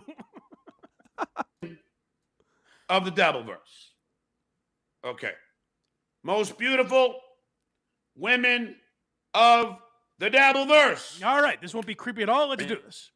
This is, of course, where this was fucking going. How did I not see this coming? This is a chance for him to hit on women. God damn it. Exactly. Well, you've seen this clip then, Casey. You've nailed it. I don't know how you did that. Then we'll do the best-looking men of the Dabbleverse. So I was hoping. The Dookies. Why would you pick best looking? What does that have to do with the Dabbleverse? Well, I will reveal why in a few short minutes. But first, let's find out who the hottest lady is in John's mind. He's an ogre who's sweating through his shirt, and the first thing he does is the best looking person. Just not a smart guy, John. You should have started credits from the 80s and early 90s. You got them all there, you know? Have begun.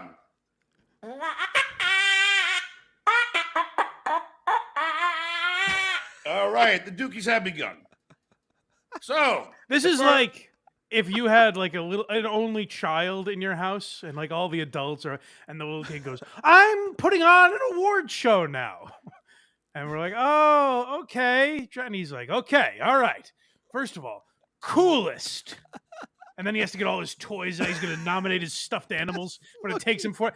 And you're like, all right, bud. Well, we're going to get back. And he's like, no, hold on. We'll just 5 more minutes. 5 more minutes. Because when you think of the Dabbleverse, you're like, this is like a Vogue magazine. We need all the pretty people. This is a group of the ugliest people on the planet. What the fuck are you doing?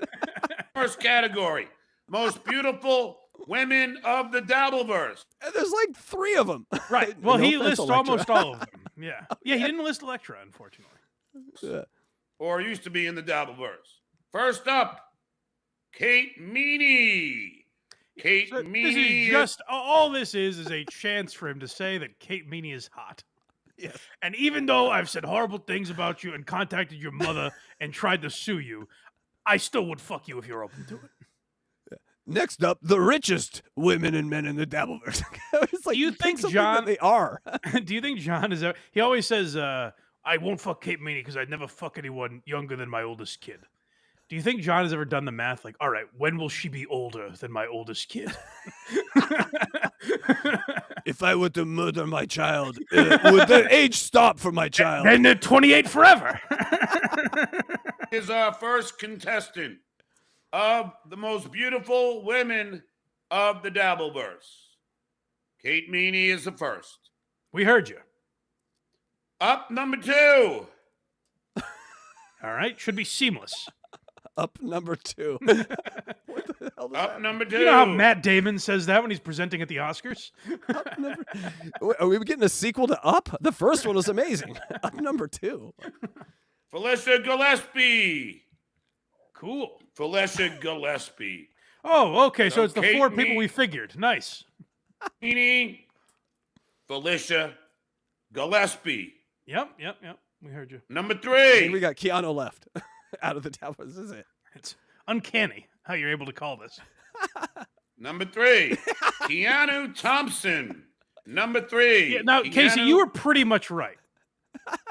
There's virtually no one else he would have picked for this. But John shoehorns in someone that isn't in the Dabbleverse that he just wants to fuck. So you guys all know this person who we've never talked about is up 4th in his list. Although I did see a new entry on Who Are These Podcasts? And welcome to the Dabbleverse, my lady. Did you see her? No. What are we talking Yeah, about? well, yeah. There's a new woman in the on Carl's show, and everyone's Well, sort Lucy of, Tightbox, of course. Well, I don't think it was Lucy Tightbox. I think it was another one. Yeah, and so everyone, we got a 4th. We get congratulations. Goody, to us. goody. Yes. Thompson. I like that other picture she's got there. Just And then I know I'm a little partial here. Oh, he hasn't Googled her yet. Number so. 4. Yes. Bated breath. Who is it, John? Number 4. Falling off my seat. John, you're killing me. Kristen Carney. This is not a woman in the Dabbleverse. Exactly. It's not a woman in the Dabbleverse. It's just a lady that John wants to fuck. It's I've heard the a name. It's friend gotta of be- Kate Meany's or something. Okay, yeah, it's got to be like an MLC side quest or something. I think she's don't been know. on, but I think she's been on under the guise that John talks about her. I don't think she like does a show about John or anything. Like she's just a lady who's attractive, and John Yes. wants to fuck her. And for the record, in the chat, I see there are beautiful ladies in the chat of the Dabbleverse. We're talking like on air ladies, but like Gina Bobina, KB. There's beautiful ladies that watch the KB? Dabbleverse. Yeah, KB. Isn't You that don't know Kevin KB? No, there's a lady KB. Oh, I didn't know. No. I'm aware of all the tits. I keep tabs on the tits. Okay. And then of course we got our own little tits over here, even though she's hugging a toilet bowl right now. So, Shitting her brains out right now. I'm not shitting the other way, which probably worse. All right. Now, I don't know. So there we have our Not bad. contestants. Kate Meany. One more look for the judges. Please don't go Kate through them again, Meany. John. No.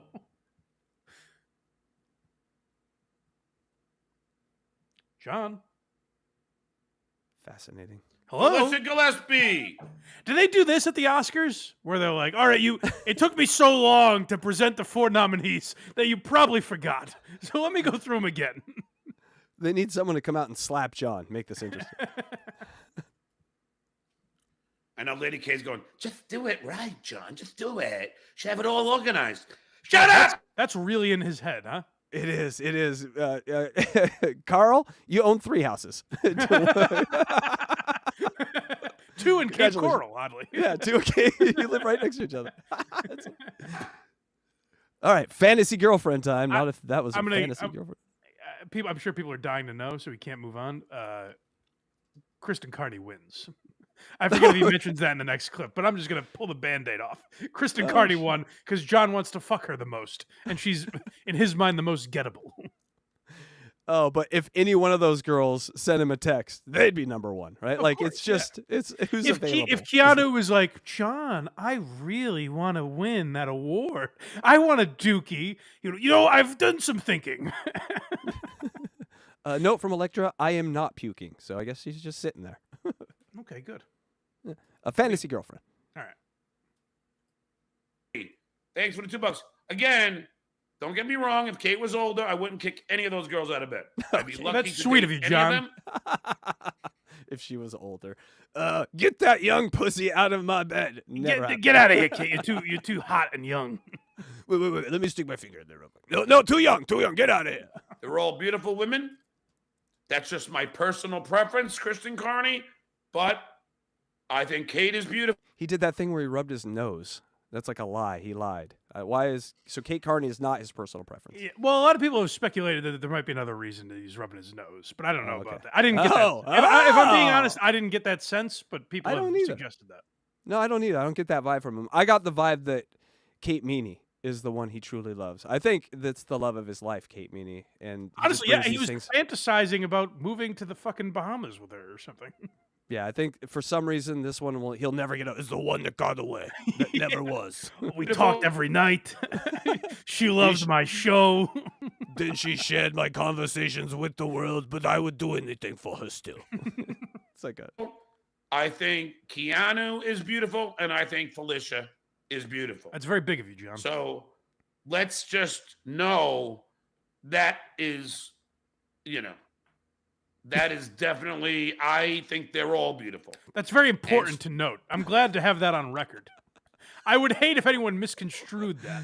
If he was like, you know what? I don't think John thinks Felicia Gillespie is that beautiful. Nay, my friend, not so fast. The Oscars when they're like, no, all movies are fantabulous and fantastic and great. I'd fuck all the movies.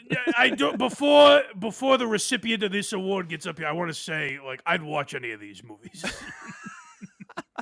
And I would finger any of these movies, but they're too young, and that is my preference. I would insert myself into any of these films.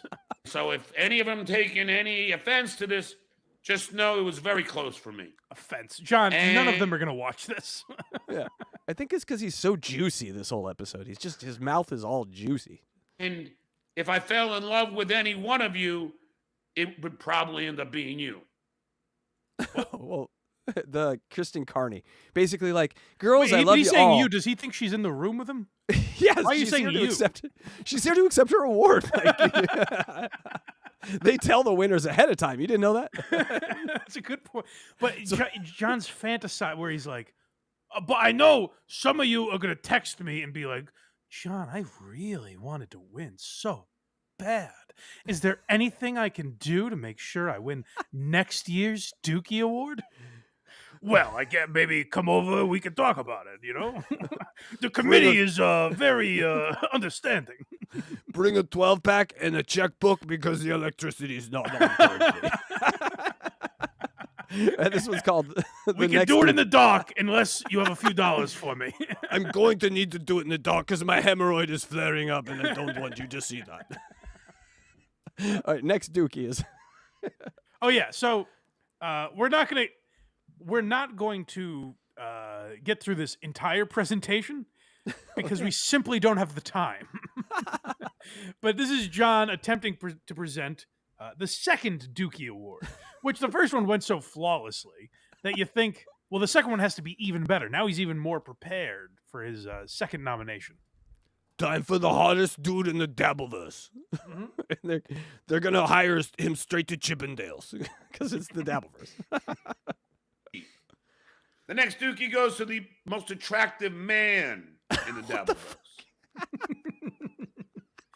Oh, good. I think he's doing these first two awards to fuck with you, Blind Mike. These awards are some people that can't see them.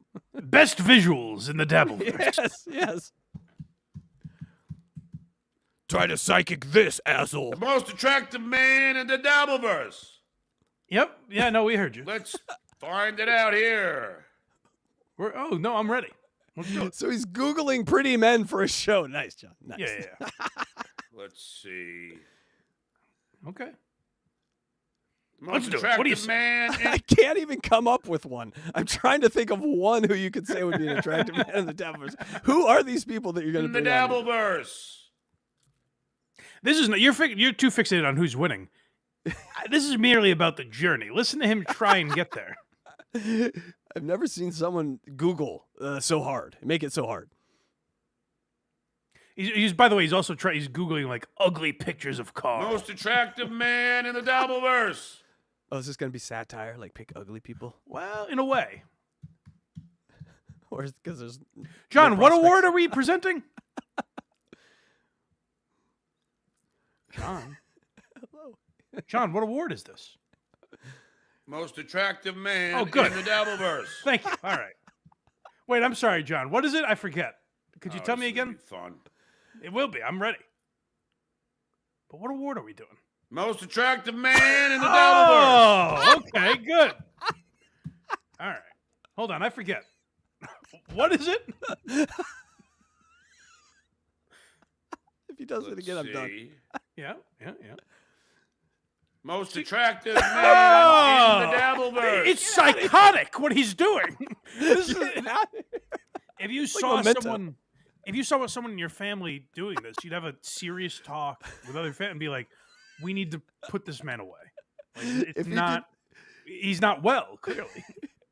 If he did it for 10 hours straight, the same loop, it would be like the greatest Andy Kaufman bit ever. You're onto something, John. Most attractive man in the Dabbleverse.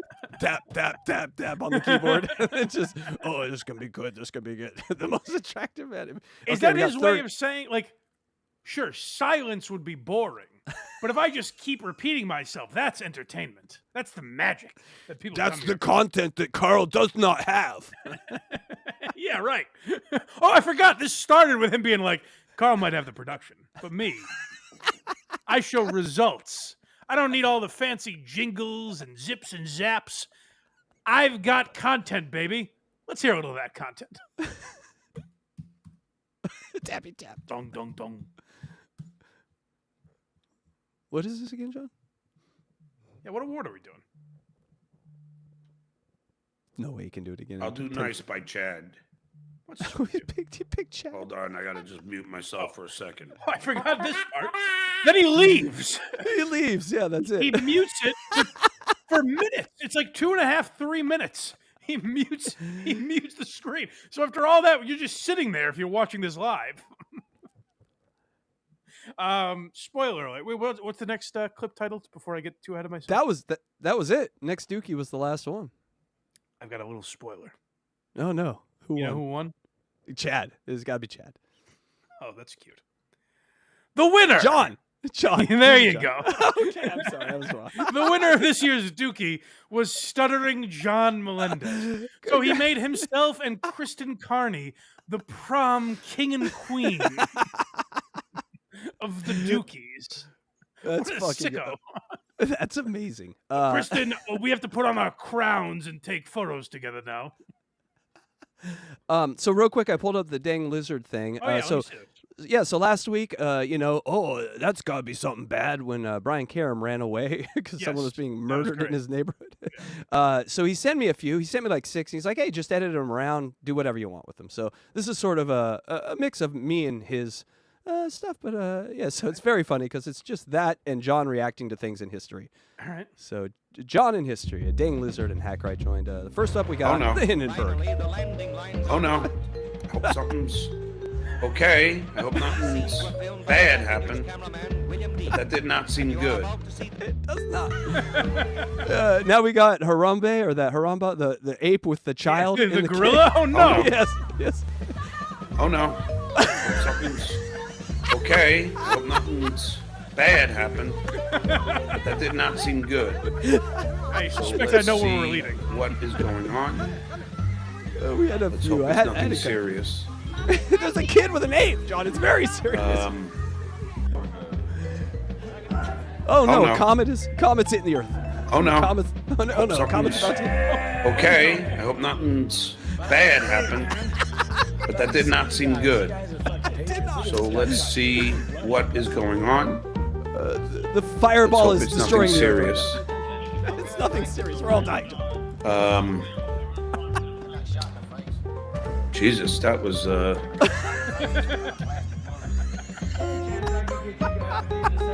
Now I'm concerned. Okay, just want to let you guys know this is like the sacredest place. No, hey, no, I'm gonna take it to He's yawning too. Let me ask you, have you ever seen Swordfish? Yes, we have seen. So thank you so much, That was Dang fun. Lizard. Thank you, Dang Lizard. I appreciate that, buddy. Yes, and there was some January 6th in there as well. I was expecting to lead to 9/11, but It was a little too obvious. I was like, fuck. Yeah. But yes. All right, so we have some super chats. Electra, are you alive and with us? If not, we'll just power on without you. still feeling the Ojeda drinking game. That's what it does to people, folks. Yes. So let me get over here to the super chats. All right. Don Fried Chicken for $9.99. Craig, why is my daughter telling me you put a purple lightsaber in her bathing suit area?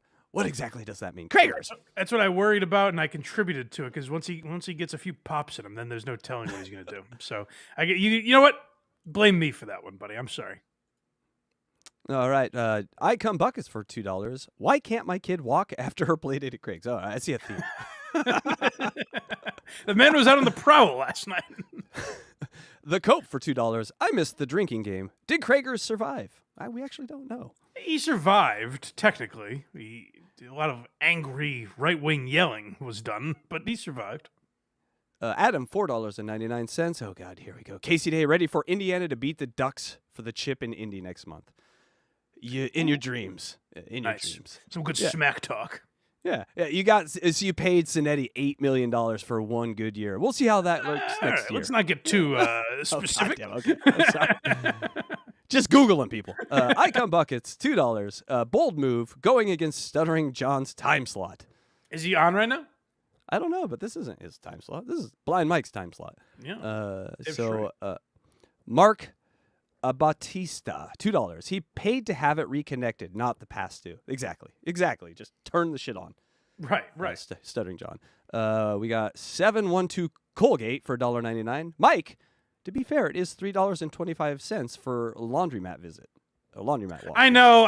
Once I said it, I was like, that's way too cheap. So yeah, you're right. And John probably couldn't afford it. I'm sorry. That's okay. Dang Lizard with €2. SJ, and great video, Dang Lizard, by the way. SJ forgot his own dookies and is washing them now. SJ forgot his own dookies and is watching them now. He forgot and he's rewatching. That's what he was doing. That's what took him so long, I think. Oh God. Loved the Ojeda drinking game, Ojeda drinking game by Narco2112 for $1.99. Yes, everyone go watch that on the membership channel. Darth Nugs gifted one Blind Mike Project membership. Thank you so much. Patrick Ford for $1.99. Good morning, bankruptcy declares, and Rob Soldemites. He's a sick man. Patrick Ford is obsessed with Rob Sol.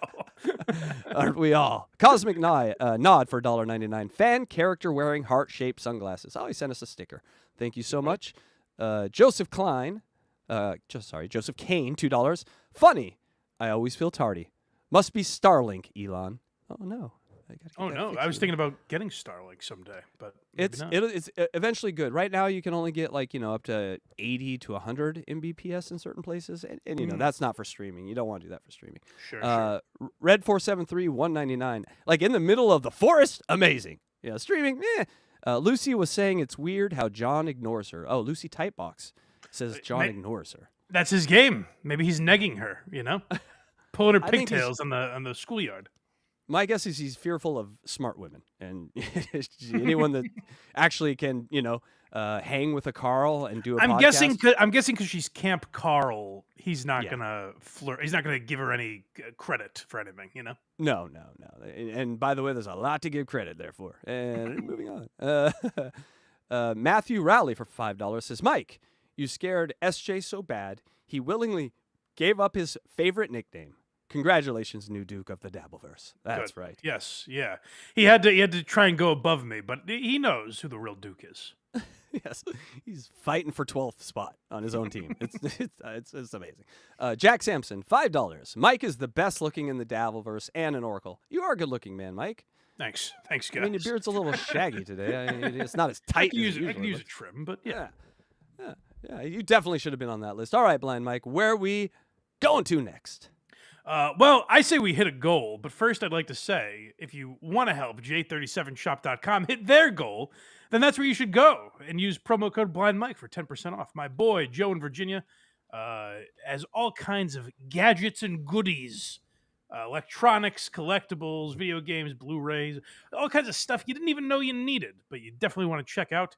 So go to J37shop.com, use my promo code BlindMike at checkout. All one word, that's my name. And you save 10% at checkout. So do that, J37shop.com. We appreciate you. And support the people that support this show, will you? Yeah, I'm looking at a PlayStation 2 right now that I can save $15 on if I drop that Blind Mike coupon code. There you go. Yeah, so do shit like that. Do shit like that. That should be J37. That should be your tag. Do shit like that. Yeah. All right. So we going toe or we going the hoe? I say we go to the toe. Oh well, no, I see what you're asking. Yes. Let's start with the hoe, I suppose. Hey. A runner-up for best looking in the Dabbleverse at the Dukies. Keanu Thompson talked a little bit about Aaron Imholt. I was on This Little Piggy and we discussed it, but I want to break down a couple of these clips because this is where I'm like, this is the part that like weirds me out and kind of grosses me out to dissect, but I'm also interested in it. So Keanu piqued my interest with a video she made earlier this week. Yeah, I watched that whole episode. You were making like a stinky face for half the episode. Just like, I don't know if we should be talking about this. Not even should be talking about it or not. It's just like I like goofing on stuff, and then when we're like, do you think Aaron Googled cuck porn right after looking at kiwi farms? I'm like, I don't know, man. I don't have a take on it. I don't know if he did or not. Like, all right, this one is called Nick and April. Okay. I'm just glad to talk to her. That's all. But the gentleman and his wife that she is living next door to, and I really don't know them. It would be one Nick Rekieta, right? Who I have always so dramatic. Not had very kind words to say about, but I'm for if somebody's in love or what have you, I try and bite my tongue. That's kind of the upsetting thing where it's like, oh, April's in love with this guy. He's fucking married. Like, you not see how that's gonna end? It's just really, it's an indictment of Aaron's manhood, really. Like, she ran to this guy, and now she's in love with this guy. What did you do, Aaron? What did you do? It's a tale as old as time. Like, he's going to stick with the mother of his kids, probably. Of course. You know? Yeah. Like, he's selling the house she lives in, and, well, we'll get to what else is going on there. But, like, she lives in their guest house. He's going to stick with the lady in the main house, I think. Yeah. Welcome to side piecedom. Like, this thing is, this side piece life has lived forever. Go talk to some old mob wives. This is a trend. And again, like, I didn't realize I had, like, a face on This Little Piggy. I didn't mean to. Because I don't think I'm above any of this. I'm interested in all of it. But, like, I watch videos like this, and I'm like, what's going on here? Why is this all so serious? This was, like, people goofing on each other online. And now it's this. Like, this is a tragedy. It's also why Carl's the best, because he's been joking on Stuttering John for so many years, and it's still fun. Eventually, when you joke on people for too long, you start getting in serious personal stuff. And, like, Melton pulled out receipts for, like, he didn't really do it, but, like, restaurants and stuff. And you were just looking at it like, what, where do I take this? Right. Well, what are we doing? Let's make fun of the goal, which we're getting to, by the way. We have a goal to hit. I will say, like, I'm here for the gold only. Thank you to Patrick Melton, because I watched a little bit of his Thursday show, and I was like, maybe he's not doing the goal anymore. Patrick said, you're going to want to stick with it. And boy, do we have some good goaling to get to today. So stick with us. Yeah, it just gets personal, is all I'm saying. And when it gets personal, the fun stops, Yeah, and then it seems like you're rooting for or against Aaron and for or against Nick Rekieta. It's like, I'm not rooting for or against Stuttering John. I think it's funny that he did a show like we just broke down. Like, that's funny to me. I'm not like, oh, fuck. And I think Patrick was getting a lot of shit where people are like, so you're for Nick Rekieta? And I think Patrick's point was like, no, he just helped me goof on the guy I like goofing on, So it all gets very serious, and people think you've taken sides in some weird way, and I don't know, it weirds me out at times. But like I said, I'm interested in it, so I'm just as bad as anyone else. Yeah, you just keep doing you, Mike. You don't have to fall into the trap everyone else does. It takes a lot for somebody to make me kind of see where the toe is coming from. Do you understand? Do you understand? If you know, you know. I do. I actually do understand what she's saying, and it's like Nick Rekieta also seems like kind of a bad guy. I'm not like rooting again. I'm not rooting for or against either of them. I don't necessarily believe everything Nick Rekieta says. I do think because of his legal background, he's smart enough to not say certain things unless he knows he can say them. You know what I mean? Like, I think he's smart enough to navigate some of those waters, but also maybe not. Maybe he's irresponsible. I don't really know. He seems irresponsible in his personal life. So I don't know if he's like that online. But it is like there are moments where I'm like, I enjoy goofing on Aaron as much as anyone, but like it is tragic what happened to him. Like he went into someone's, if you just observe it on the surface, you're like, he went into someone's house with his wife and walked out without her. Yeah. And now that's all been very public. But then you listen to Aaron's show and it's like, well, he's the reason we all know about it. He's the reason we're talking about it in this way. It's like, so he is doing it to himself, which I think opens him up to get goofed on and takes away the ability to feel bad for him. Yeah, it's quite Shakespearean, and then he feels like he's part of something. I'm part of it. I'm the main character, but it's a terrible story. Yes, congratulations. It's yours.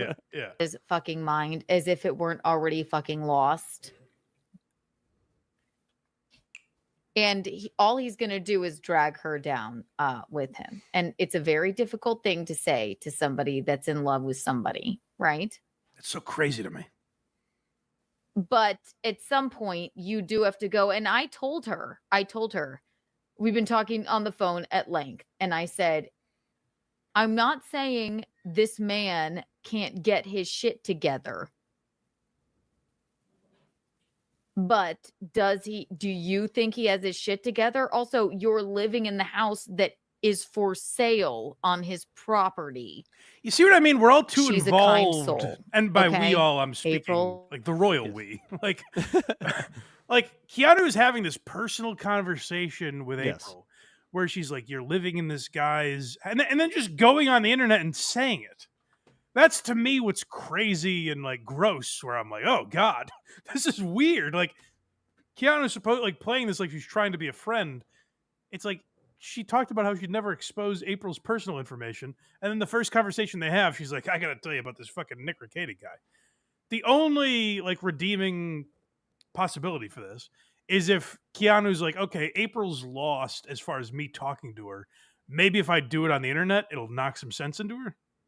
But I can't imagine that that's the best course of action. If you were having an intervention for someone, I can't imagine any expert being like, you know where you should do it is on YouTube. Yeah. And you should have, who clipped this? Is it My Lost Interest? It's My Lost Interest, yeah, I was going to mention. Thank you, My Lost Interest. Shout out to My Lost Interest. I don't think the therapist would be like, you should have My Lost Interest clip the best parts of it and have people react to it, you know? I remember, do you remember like about a year ago when there was gunfire outside of her? Strange things seem to happen around her, around content that seem a little staged, maybe? Yeah. Oh, yeah, interesting. Like I don't know enough about her. So she likes the outrageous stuff. She comes on and like, if I can talk about my friends and their weird sexual deviance, I'll do it. You know, so it's just part of content. Right. I mean, you know, anything to get away from Gina. Imholt, kind soul, much like me. But sometimes you need a little bit of tough love. She did this weird the tough love would be talking to her about this, not us. Right. You know, like that's what grossed me out about this whole thing. Yep. I don't give a fuck about him or his wife, who I don't know. I don't know either of them, but he's a monster and an idiot. Okay.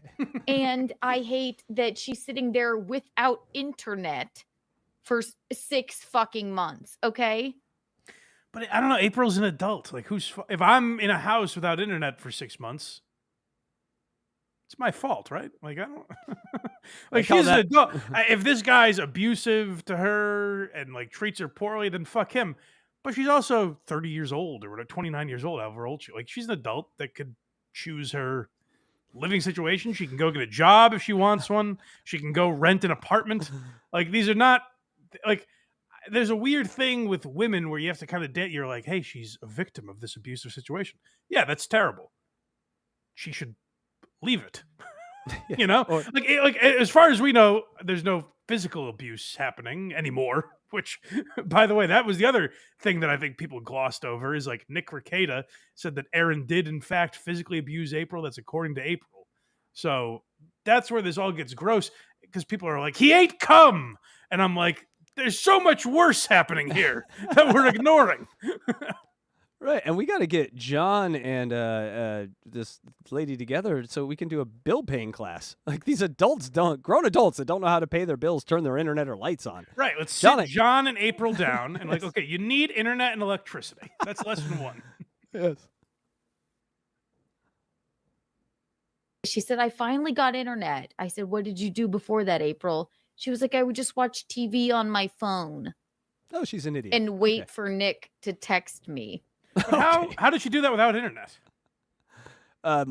He gave me a mobile hotspot that just worked for him. I mean, it sounds like she was kept in a cage, sort of, but who knows what the fuck happened with these. They're embarrassment to Big Ten country, honestly. I just wait for a guy to say the wife is out of the house. Let's fuck. Yeah. And I'm in love with that man. It's like, well, okay, that person might be a victim, but like she can fucking walk out of the house and rent an apartment somewhere, Just another indictment on Aaron, though. Imagine how bad he was that this was a better alternative. This was preferable. Living in a dark room with no internet was better than Aaron. I'm free. This was called Bad Situation. It does seem like one. Yes. It does seem like Emotional and sort of like bizarro abuse where I want you to be my side piece and live in my, I don't know, what shall we call it, a guest house. And also do all of your court things from my studio where everyone knows that you're there. Everybody online knows that's where Nick's studio is. And that's the like, only listen time to her just like shitting on her friend to us. You know what I mean? Where it's like, that's one thing if you actually do it with a group of friends, where like you have this conversation with April privately, and then your other mutual friends, you're like, I couldn't believe it. She just sits in a room and waits for Nick to text her. She seems like helpless, blah, blah, blah. That's one thing if you do it with friends in private. April might be a little annoyed if she heard you talking like that, but it's the people who care about you. You're having this conversation with fucking Citizen M, Doomspayer, like these people that clip and like make fun of Aaron with it. So is that the best course of action, to be helping your supposed friend April? And then like KEANU and Gino go right back to being friends with Aaron. So it's all like very gross. The steel toe side of things is more interesting to me than the Stuttering John side of things. But it's also like grosser and more toxic, I think. That's why it's more baby. John only threatens legal action. They are actually getting into legal trouble every week. Yes, and also, KEANU, you're talking to potential jurors. So, there's that, too. You're telling all these stories. Yes, all these people involved have pending legal action. Yes, and her best friend said this online. You don't think prosecution could take all this? And good friends. Yeah, right. This is someone that claims to be close to you. Yeah, of course. Yeah. Lets you come over unless Kayla's out of the house. And then he's like, yeah, pop on by. That no bueno. No bueno. Now that again, KEANU saying that, maybe Kayla doesn't know that Nick does that. That could cause strife in this already tense living situation, So, like, you're just fucking lighting this match and walking away and being like, well, whatever happens, happens, to a supposed friend of yours. Bitch be doxing. Yeah. Song, alleged. The thing that she told me was so annoying to me that he blamed her for. He said, do you know when somebody says it's not your fault, but it means it's your fault? Okay. The thing that she told me that he blamed her for was so heinous and so repulsive to me. And she was crying her eyes out and so fucking. This is not a good man. And I don't think that he has any chance of being one unless he. Fuck. I don't know what he needs to do. Well, then it's good to just haphazardly leap into this then. If you have no solution for it. Hey, this man seems abusive and off the rails and crazy. I'm just going to talk about him online and with no end game or solution or anything. And then also drop a salacious, and the thing he told her to do. oh my God, people, if you only knew this one thing that he accused her of doing. I think she does get there eventually, but she's teasing it like a good broadcaster. I haven't watched this, but my guess is he accused her of lacing the kids' food with drugs. So it would, that's my guess. You're saying it would have to be that bad? See how dirty we are when we're in this gross universe? And April is living next door in a house that he's selling, that he owns, and finally just got internet and doesn't even know that it's probably not a good idea to do your court cases from his home. She keeps talking about April in this way, like probably doesn't know. Like she's an adult. She didn't seem like, I've seen clips of her on Aaron's show. She didn't seem retarded. Like I mean, I'm sure people think she's dumb or whatever, but she seemed like a functioning human being. She seemed young. Sure, she is young, but she knows that living in an empty house that's for sale, she's cognitively able to decipher that is not a good situation to be in. Like you're not like, oh, the poor thing. She doesn't know that. That's such a condescending way to talk about someone. And this is a friend of hers. They talk about her like in a binary situation where like either she has to do this or goes back to the factory. Like her life is either going back home and working in the factory or living in the house as a side piece. And she has to make a choice of those two things. And yes. You know what's not in that decision tree? Aaron. It's worse than a factory and it's worse than a side piece. And by the way, I know I started this by saying I don't like the serious talk and then had a very serious talk. We're getting to we're going to have some fun. I just found, again, I found this interesting, so I wanted to talk about it quickly. Yeah, we're getting to the kids' foods and the drugs. It's coming up. He didn't have internet, so that's all. So she had no idea. She's like, well, what? I didn't even know that it was a bad look to be. No rules, no legal mumbo jumbo. I'm just a silly girl. I don't know anything. It's like, no, she's a fucking adult. Counter proposal. She knew it was horrible and terrible and didn't want the internet because she was going to see how horrible and terrible it was. Yes. By the way, I'm canceling my internet. Now what are you going to do, trolls? I can't see you. My court things.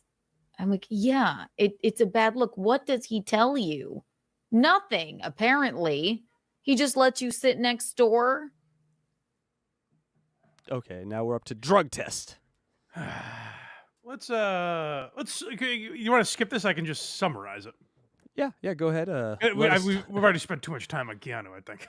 But basically she accuses Nick of having blaming April for missing his drug test.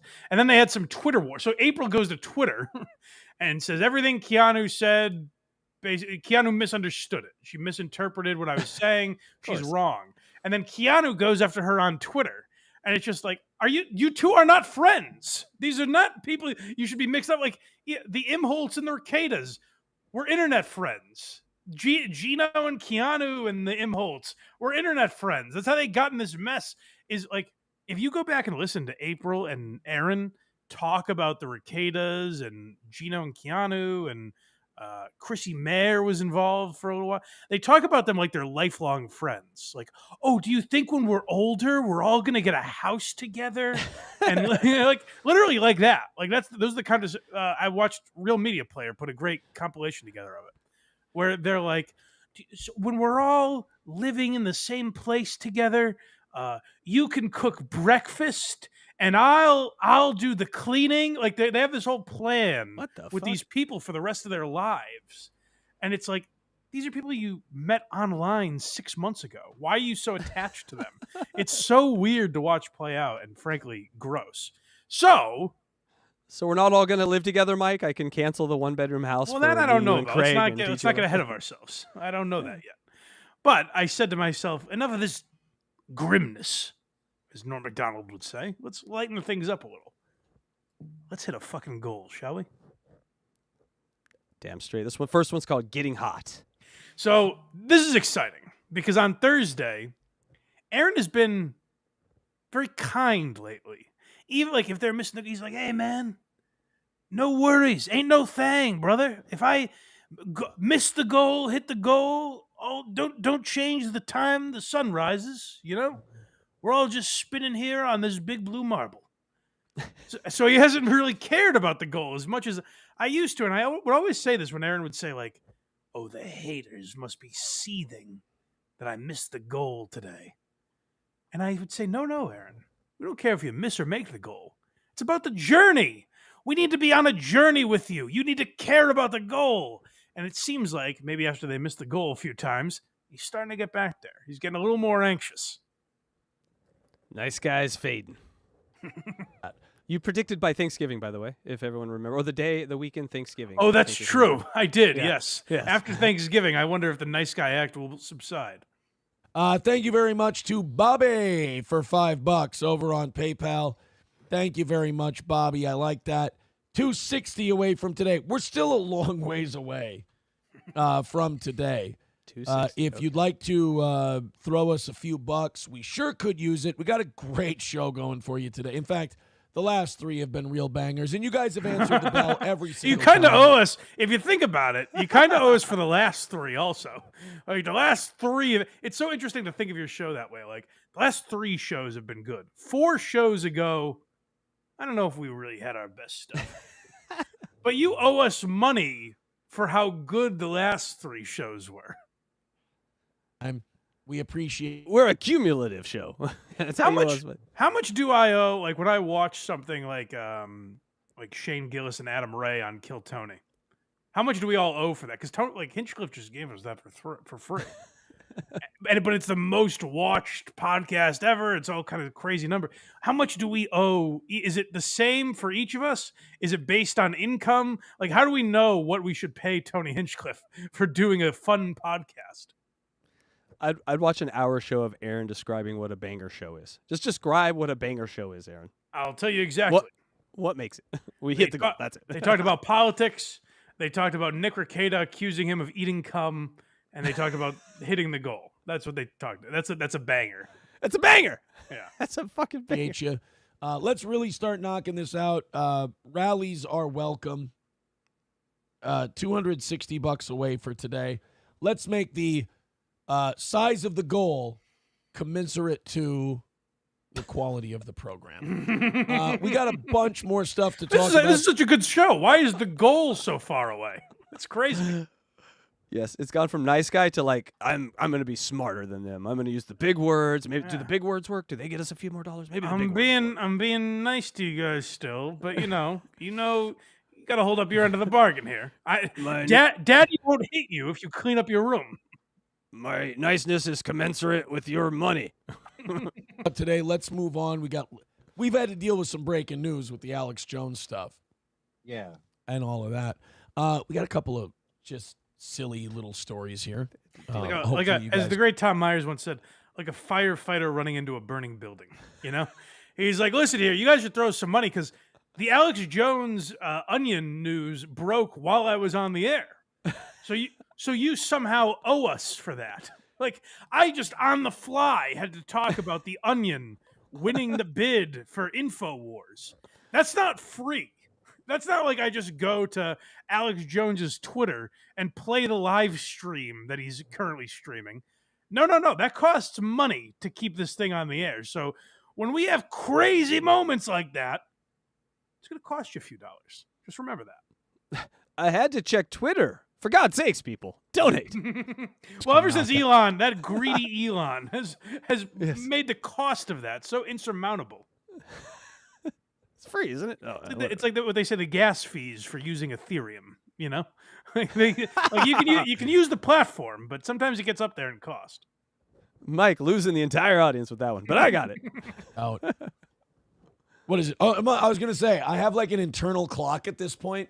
Because I'm like, it must be getting close to 8:30, and we're He had a internal cock at some point too. Hey, that's sure Rekieta. It's such a great. I like that you explain it like I wouldn't know it was Nick Rekieta. Who do you mean? Well, there might be a list. It's such a skill that Aaron has, though. He's like, it's kind of like born in me. I don't even need to look at the clock now.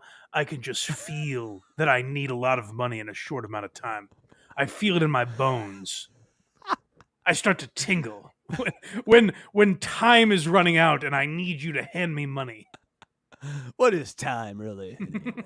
Made less than $100 because my body, like my internal clock, my body just starts to heat up. at a certain time where I'm like, oh shit, we're a long ways away from today's goal. And this nice guy act can only take me so far. I'm gonna have to start hitting these bitches again. I've never heard anyone call embarrassment like the warm. I get warm or whatever the fuck you said. It's called embarrassment. It's what it's called. That's what you're feeling. It's warm. Ooh, I'm heating up. I need money. I'm getting embarrassed. The only cure for that is money. The sweat and my legs are starting to shake, and then I look down at the clock. I'm like, holy shit! It's right around 8:30 every time. Dude, so you're saying like for you when the shows are going like this, it's almost like a woman going through menopause. You just kind of have that hot flash moment. It's like my period. Have some fucking dignity, Aaron. What are you doing? Have some respect for yourself, for fuck's sake. When I beg for money, it's like I'm bleeding from my twat. What are you talking about?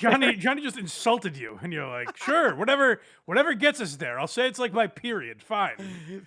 That's part of being nice, right? I just agree with everything, right? Even if I don't understand it. All right, yeah, good job, Johnny. That's all right. Period. But also, the cure for embarrassment is not money. You should still be embarrassed by these things. Does he not realize? That's still worth being embarrassed about, you begging for money. Like when you were in school, if you went to the guidance counselor and you were like, I have a huge zit today and everyone's making fun of me for it, they wouldn't be like, well, here's $40.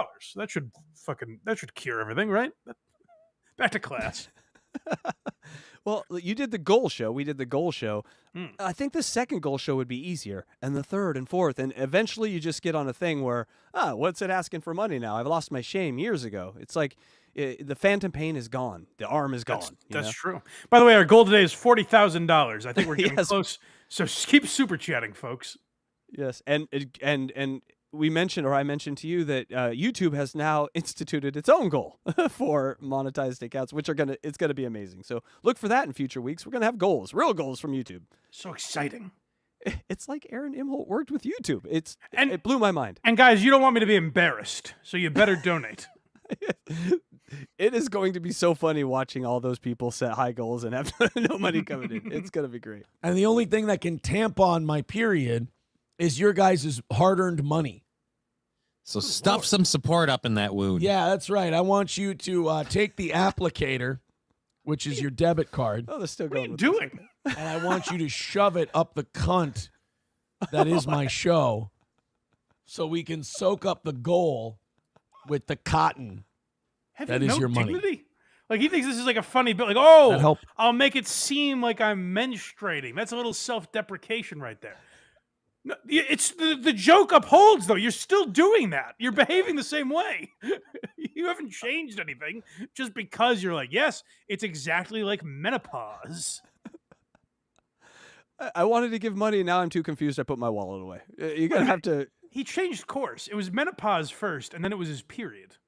Yeah, so Johnny said it's like menopause, yeah. And then he tagged it with period because, menopause and periods. They're actually like the opposite of each other, if you think about it.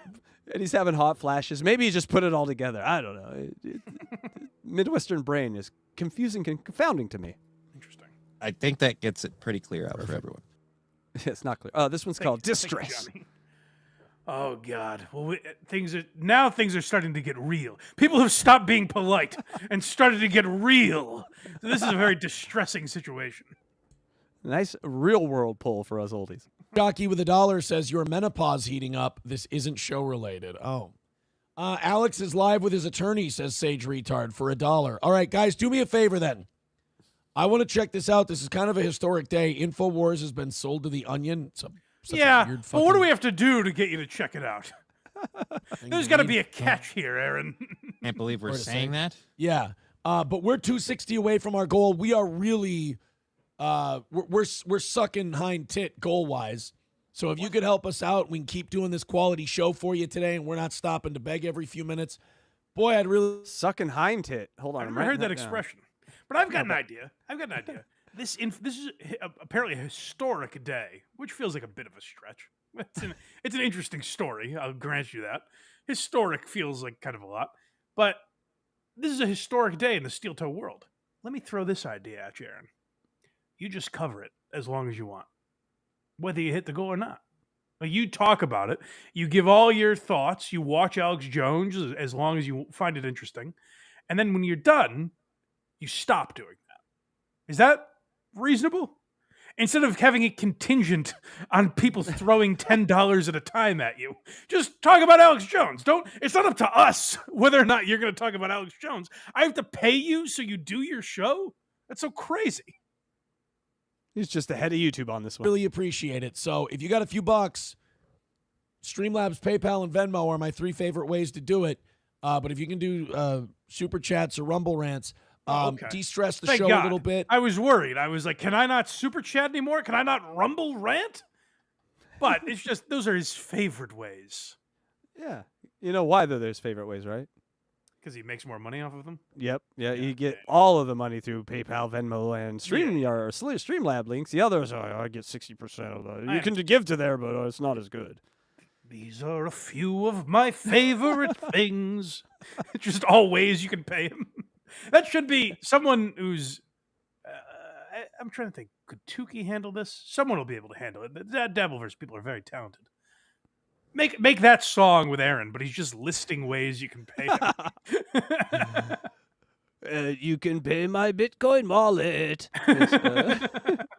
Let's get that number down. Let's get a big rally going. You got 5, 10, 20, 50, $100. You want to throw it at the show? I'd really appreciate it. Matter of fact, every $20 gets $50 to Stoney's. Let's get out of town. Stoney's gift cards. Do you mean to tell me? Let me see if I get this straight. If I give you $20 right now, then what I get to do is hop on a plane. This is genius. Fly to the middle of Minnesota and go to a bar I've never been to. And I can now spend $30 that I didn't have before. It's a $50 gift card. I did pay $20 for the privilege. So it's really a $30 gift card, if you think about it. Yes. You want to do a little play acting? All right. I am the Stoney's owner. You're Steel Toe. Let's talk about. So what is this idea? You want a gift card to your show's national? No. So you give me every gift card you've ever printed. That's going to put me out of business. I can't. Don't worry about it. No one's ever going to use them because none of them live here. How is that promoting my business? Aaron, do you understand marketing? I say Stoney's a bunch, and these people that will never go there know what your business is.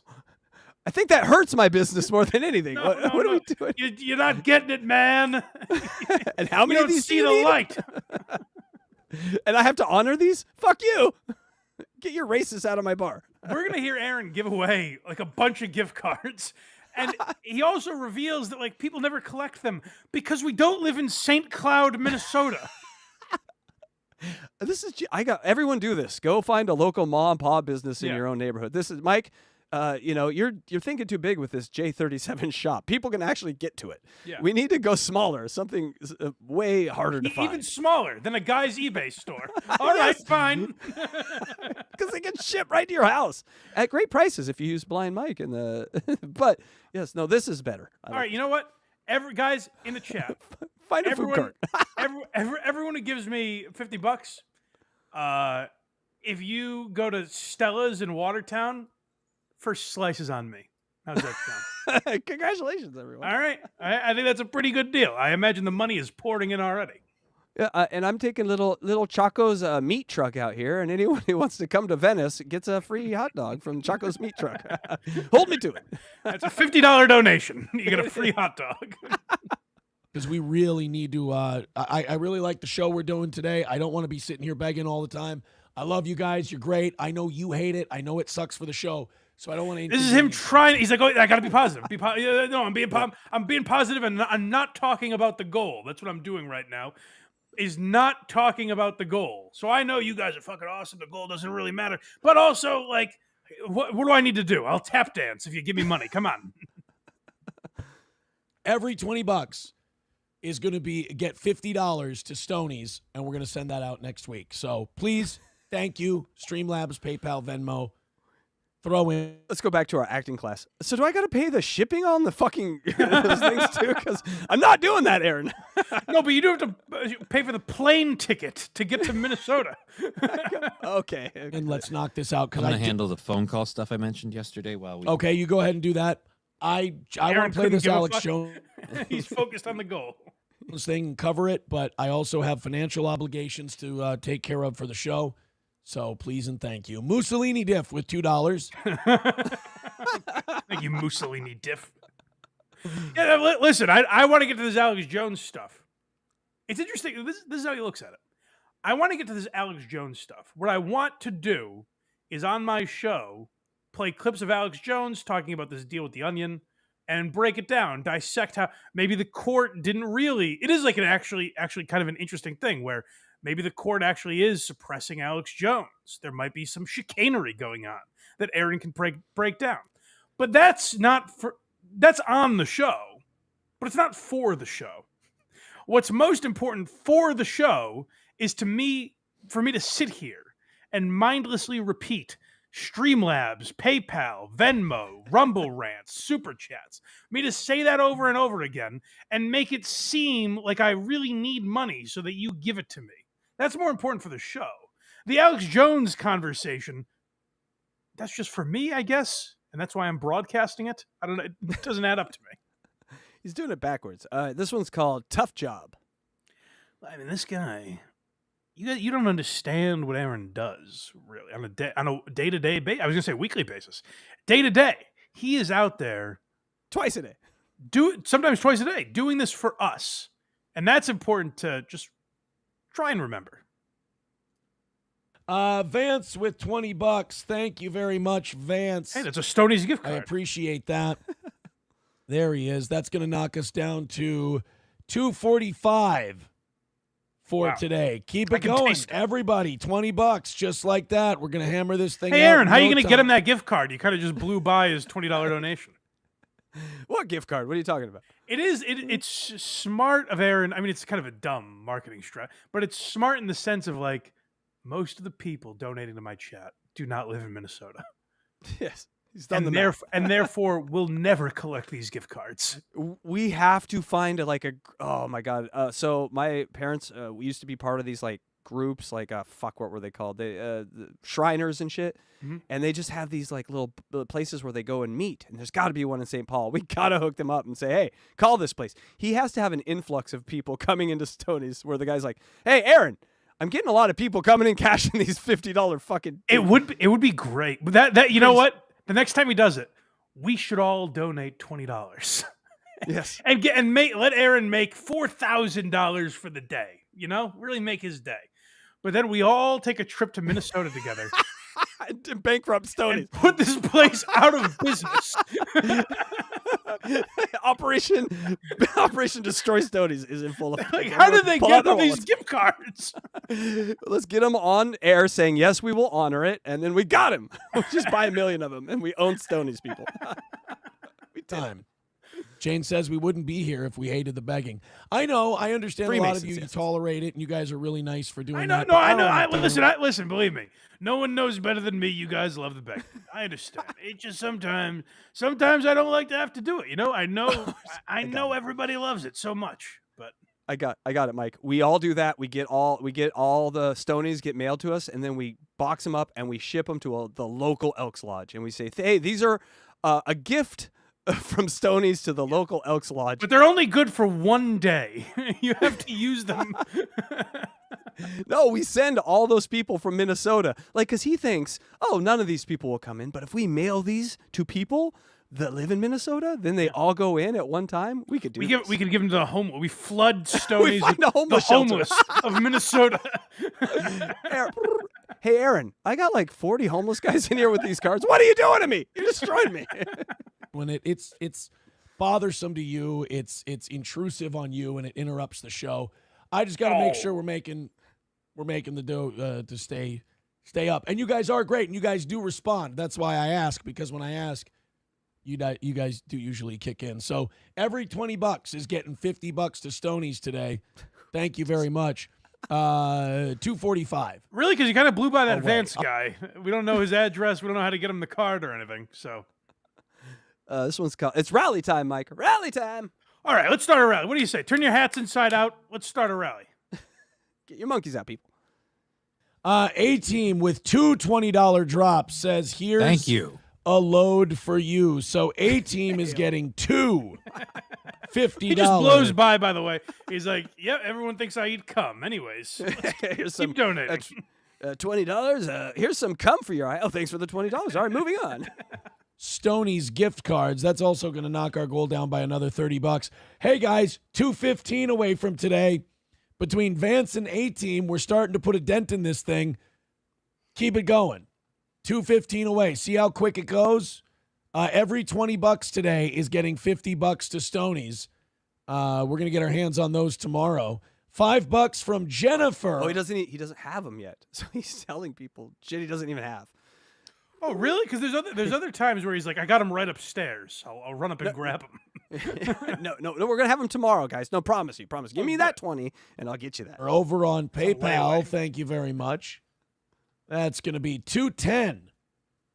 All right, we're cooking today. So we're only $210 away. See these rounds? I'm gonna just start emailing random people in the neighborhood. Hey, you hear Stoney's? Would you like to go there? Give me your address. I'm gonna send you a card. Hey, make fun of it all you want, but this Stoney's thing is working. We've knocked it down to $210, baby. This is a rally. All right, people are paying $20 at a time to go to a bar in Minnesota, maybe.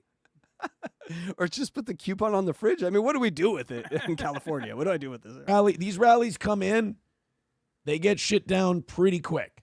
It's amazing. This starts to come down pretty quick once those 20s start popping in. So $210. Guys, you don't understand the power of $20 donations. It really is magical. Because you see, the goal is a number. Let's call it 350. And if you subtract in increments, it goes down by the same amount each time. So if you subtract in increments of 1, let's say, then you got to go 349, 348, 347. But what you guys don't know, you people who don't work in goals, what you probably don't understand is $20 increments, those are much larger. And then you can knock it down. It's 330. It's 310. It's 290. So you see, these donations take out much bigger chunks of the goal than smaller donations. Why do you talk to us like that, Aaron? We understand that more money equals more money. We all know that. We know that if we donate more, the goal is less. We get how math works. You don't have to talk to us like retards. Yeah, it's Elaine. He definitely thinks we do not understand how any of this works. Oh, if I give more money, that means you need to make less money after that. Wow. Is the number today. Fuck it, dude. Let's get it down to 100 by 9 o'clock. You guys have got it. Every $20. Throw your cares away. Enough living by what the man tells you. Stop living in this prison and just break out. And let's get the goal down to $100 by 9. Let's get it down to 100 by 8:30. Come on, who gives a fuck? Sure, you just paid down. You just paid $300 for an ear of corn at the grocery store. What is that? Who cares? This is what your money's for. Me. Groceries, schmosheries. I say paint the town red. Fuck Have it. some fun. Bucks gets 50 to Stoney's. Thanks again. All right, this will never happen. Is the next one. It's what we were talking about before, but he's just not going to do this. Like, it just won't. He's promising something in order to get you to donate money, and he has no intention of doing it. I don't know if there's a word for that. Maybe you guys can come up with one, but it seems fishy to me. $20 over on Venmo. Biko Cat says, I task you with finding a local veteran and give him or her my $50 gift certificate. Oh, that's our idea. There you go. If you're a veteran, get in touch with me. Send me your contact info. I'll send you $50. Oh, that's gross. To Stoney's. So I will translate that for you. I will translate that for you. Oh, goody. A gift card I don't have to give out. Yes. One less thing I got to do. You think he's going to find a veteran? Some guy's going to message him on Twitter. Aaron's going to, go through his fucking military records to confirm he was a veteran? This isn't going to happen. He's lying. Yes, and it's got to be an out-of-state veteran. Does it not feel gross to you, Aaron, to be like, hey, your donations will help Army veterans? That's now the world you're in. Is you're saying that people's donation, like, hey, yeah, it'll go to help a veteran. So now you have to find a veteran to give them a $50 gift card to Stoney's. He's never going to do that. And you just saved him a gift card. No, and they're called receipts, Aaron. When you say something like that, you need to show receipts. We donate to the Ehlers Download Society when we do the Eric show, Unboxing Eric, because that's the thing Eric had. When is that? When can people donate to that?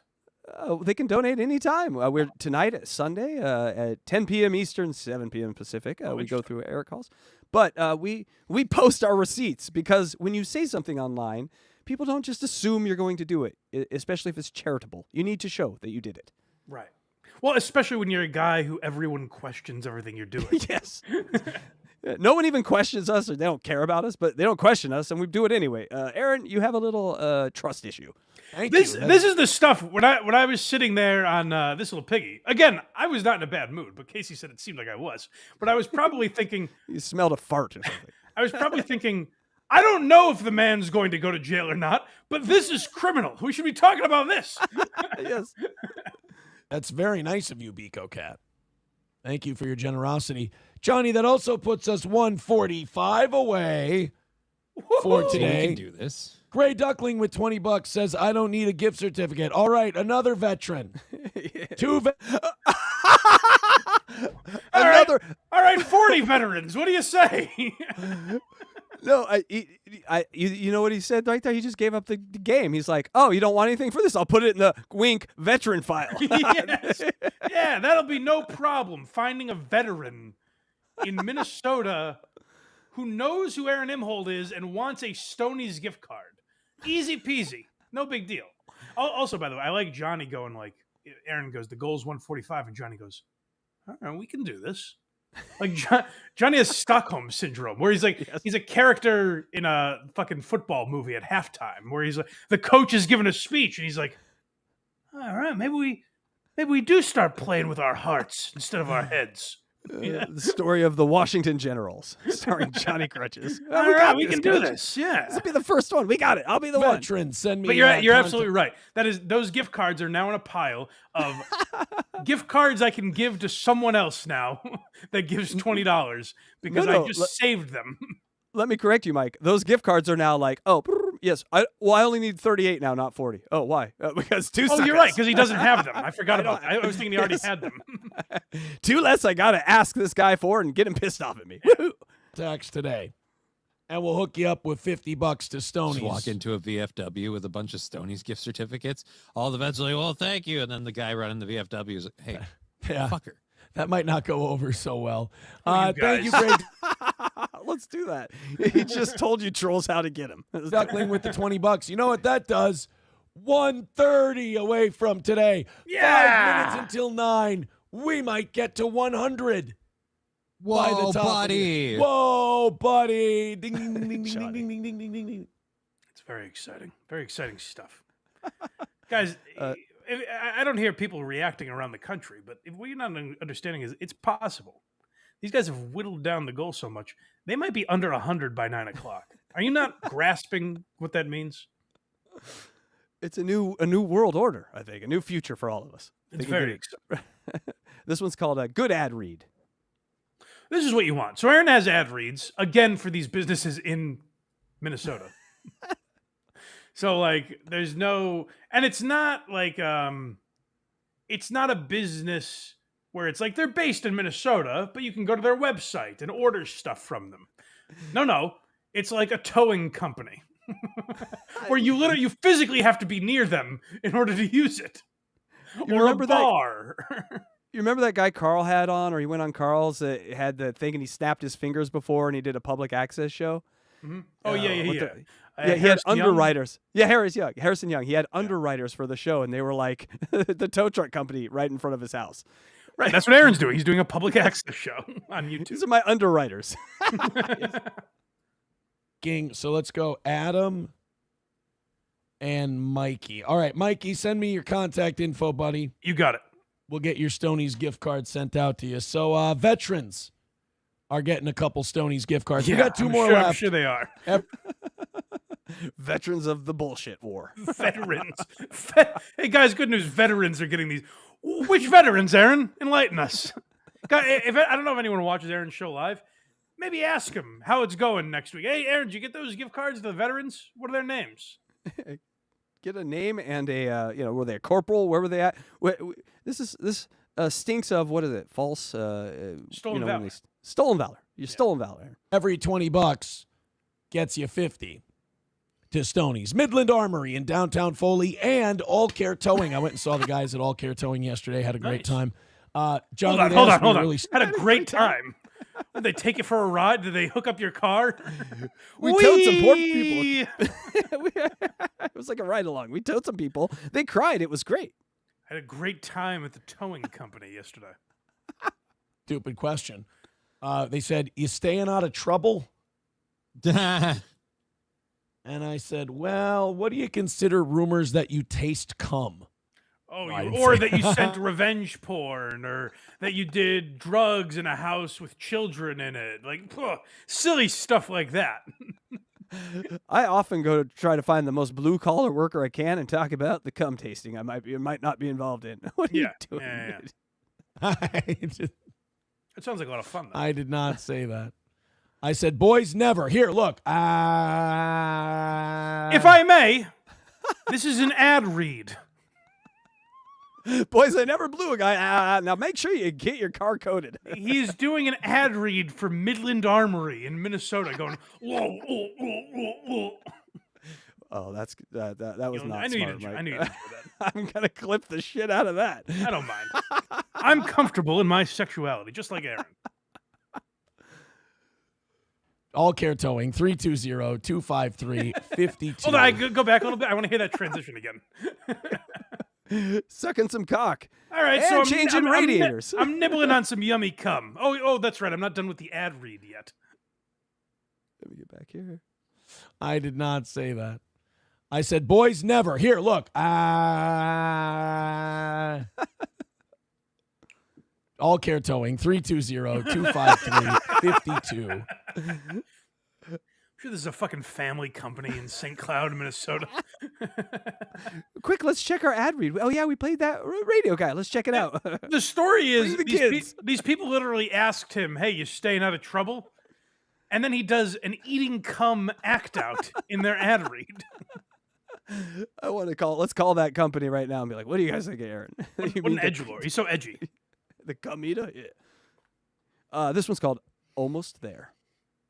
Guys, we're getting there. I don't know if you noticed this, but the goal's starting to dwindle away. We're starting to get down there. I think we might have gotten under 100 by 9 o'clock. You know how exciting that is. So we're chipping away at this thing. That was a very funny joke. All right, guys, that officially puts us at what? 105. Oh, I was wrong. We're almost there, guys. Everybody throwing. We're out of Stonies, by the way, now. Stonies is out. Oh, no. Out of commission. All the Stonies went. Hey, good. And we're now. So I bet if they're out, if you have no more access to these gift cards, I guarantee there's no chance we hear that someone donated $20 and Aaron promises them a gift card because he's out of them. It's not possible for him to give them away anymore. So just keep that in mind. If you hear anyone donate $20, it's not like Aaron's going to promise them a gift card. That's for goddamn sure. A 105. Oh, wait, no, we have one left. We have one Stonies what are left. the chances? For the next person who throws in $20. But $105 away from today's goal. We are very close to knocking it out and calling it a perfect week for what a perfect week this has been for you, Aaron. Your life is perfect right now. A man went on a show. Again, the cum thing is funny or whatever. Nick Rekieta went on this little piggy show and said that you beat your wife. And you have referred to this as a perfect week. Do you think perhaps you've lost sight of what's happening to you? I think he just needs to readjust the goal. I think he's a goal-based individual, and he only can focus on one goal at a time. We just need to refocus the goal. Everything's perfect. It's not like my life is falling apart around me. This is perfect. This is exactly how I drew it up. I thrive in chaos. It's a perfect week for the toe, dude. If it's a perfect week for the toe, it's an amazing week for Trump. I'm sorry? Okay. I don't know. That's all backwards. First of all, I think he means... I think he's trying... Like, it seems like what he's trying to say, hey, if it's a good week for Steel Toe, it's been a great week for Trump. But he says if it's a perfect week for Steel Toe, it's been an amazing week. Amazing is less than perfect. Perfect, there are no flaws. Amazing, there could be things you could critique still. So I don't even understand. But he's trying to compare. Like, I listened to the whole show. So what he's saying, he's like, Trump has some kick-ass cabinet members or something. Like, that's what he's alluding to. So you're equating you making $300 in a day to the selection of the leaders of the American government. That's how delusional Aaron is. Mike, I think we're going to have to sit down and talk, though. This was a 5-hour show. You watched the whole thing? From beginning to end? Pretty much. I mean, double speed, but yeah, pretty much. Oh, okay. Well, and double speed, and I fast forward through the real serious political stuff. Yeah. Okay, yeah. Because I was going to say, man, we need to get together. No. Intervention team. God, that. I was looking for goals on this one. Okay, good. This one's called Pro Tease. Aaron's a broadcaster. The guy's been doing it since he's 18. So he's a broadcaster, and he knows how to tickle us. He knows how to tickle us, but we're not shooting yet, you know? He knows how to get us a little, we're edging with Aaron. Edging with Aaron. That should be the show. All right, let's do this next story. Fake Behringer. Oh God, guys, hit the goal today. This story is going to be great, and I'm worried we're going to have to interrupt it in 5 minutes. No! All right, hurry up. Get your wallets out. Come on. I'd hate for Aaron to start a story and then be like, well, we didn't hit the goal. So I'm just in the middle. That's what Aaron's saying. That's how he's going to run his show. Like, that's as if right now we just cut the stream because you didn't give me enough super chats. Just in the middle of my set. I didn't do it. But if I had any guts like Aaron, I would have cut us off right there and been like, no, the show is over just right in the middle of my sentence because you guys didn't give me enough money. Yeah, open those wallets, people. Come on. It could be really good. All the links are in the chat. $95 away. Everybody throw in 10 or 20 right now. If you want to go bigger than that, go bigger. Then we can hear this story that he didn't really fully say. He just went, oh, fake bet. Oh, you guys got to hear this. Like, he didn't even tell us what the story was, really. His win there is we get to hear a story we could Google ourselves. I don't understand what we're winning, Aaron. You're winning his delicious commentary. Oh. Don't you Is understand? James Earl Jones? Is it a voice thing? Yes, we get to hear his sultry voice tell us just how much Alex Jones got screwed over.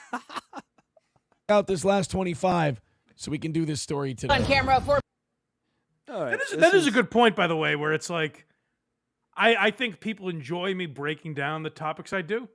It's not a gift that I'm giving you. Like, if they didn't listen to me do it, they just listen to someone else do it or go about their day. Like, it's not a gift that I'm giving you where it's like, you should really pay me for this. If you want to support us and become a member or whatever, I appreciate that. But it's not money you owe me for just doing my show. No one's made me do this. I've decided to do it. No, and then people turn the channel, and you can't get mad at them. Like, we all do the same thing. Like, creators do have this sort of sense of like, you belong to me. No, we don't. We changed the channel, and you don't belong to anyone. Wait, you also gave money to Carl? You gave money to Patrick Melton? How could you do that to me? We have a relationship. Don't you understand? You are mine. I own you. That's the other weird thing that like John does with like the legend and these people that get in Stuttering John's world, where it's like, really? You donated to someone else? But I own you. And the way I own you is that I allow you to give me money. They have it like backwards. It's really the people that donate own you. You guys own me. You're tossing money at me in the chat and saying, dance, boy, for our humor. That's not me owning someone. Just think, a couple, minutes ago, John was welcoming people that hadn't been to his chat in a while in a very not nice way, Like, right. Oh, asshole coming back to my Where chat. you been? Vegas beer sales, Jerry. Jesus. Listen, over at HACKRIDE Studios, we appreciate every single one of you. There's like 9, and we love you all. Damn straight. HackRideTheDemon.com. Yes. Dude, it's too great. That's too good. $80 even away from Oh, this is called A Hero Emerges. I'm sorry, Mike. Oh, this is big. If you're thinking like, I could have donated. I have a few extra dollars. You know, I have some disposable income that I don't really need. I didn't do anything for the goal. Well, that's why once in a generation, a brave soul steps up and does something that us cowards couldn't even imagine doing ourselves. Today's goal. Come on, guys. Let's knock out that last $80 and call it another win for the toe. I also have one more Stonies, which is going to Stephanie because Stephanie, oh my goodness. What happened? Stephanie with $50 You over beautiful bitch! Oh, you sexy whore! She's getting the last one, and that means we are, what, $30 away? That's overtime, there you go, baby. Guys. Any way you slice it, we're getting some overtime. I thought we were going to have to do the final 5-minute thing. It turns out you guys are inside of $50, so... Hey, no need to do that. Remember that for later, because we're not nearly done yet. Remember, Aaron's not going to have to beg the last 5 minutes, so keep that in mind. Up and knock out this last 30 and call it the final win for the toe. That's our only $50 one today, so we did this almost exclusively $20 and under. Thank you guys again. Another round of applause for It's like the Obama campaign. Small party donations only. No big bundlers. Very big, yeah. the toe. No special interests fund this campaign. Just Stonies. It's funny to break it down in that way, where he's like, listen, we're not supported by the big industries. Institutional investors is what I'm trying to think of. We're held up by retail investors. It's the little guy. The little guy is diamond handers. Institutions haven't figured us out yet. You know, they don't get us. It's you guys, the people, that are supporting us. Yeah, by the time the institutions get involved, it'll all be too late. You'll miss your opportunity, people. And buy XRP now. As if we think like other shows that get super chats, like those are probably funded by like Nike and Apple, you know. But this one, it's an underground movement. Yeah, it's a Ma and Pa show. Yeah, he gives and gives. He really does. Aaron, he spoils us, quite frankly. I'm sure that's what he gaslights a lot of his girlfriends into believing, that he treats us right. So every once in a while, he deserves to go off on us, you know. $30 away from today's goal. Let's hammer out the last of it. I can taste it. You know what? There's like so much cum that Aaron is. We both got it. We both got it. Round up one more Stonies somewhere. You know what? We have one left over from last time. I know it's upstairs. Nobody gave me their address. I can send just it finding out. these things all over the place. Yeah, don't worry. No, it's between the couch cushions. Oh, I used 2 of them to make the chair not wobbly. Oh, I forgot about those. Aaron has not gotten up and left. How does he know he has another one upstairs? Why wouldn't he include that in the original run? He made it up, Mike. He made up. The whole thing is made up. I refuse to believe that he's just handing out fake $50. These are gift certificates to the Human Fund. He's just giving out fake Christmas presents.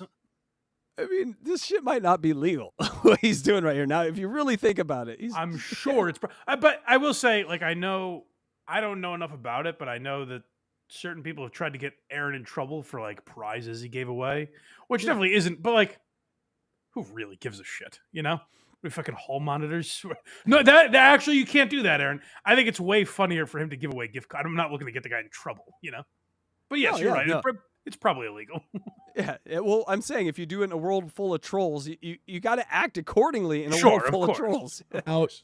Let me make sure. 2, 4, 5, 6, 7, 8, 9. Yes. We can do 2 more, actually. 2 more Stonies. Found another one. Oh, where'd you find the other one, Aaron? That's so crazy. You haven't gotten up from your chair, and yet you magically found 2 gift cards. If you'd like.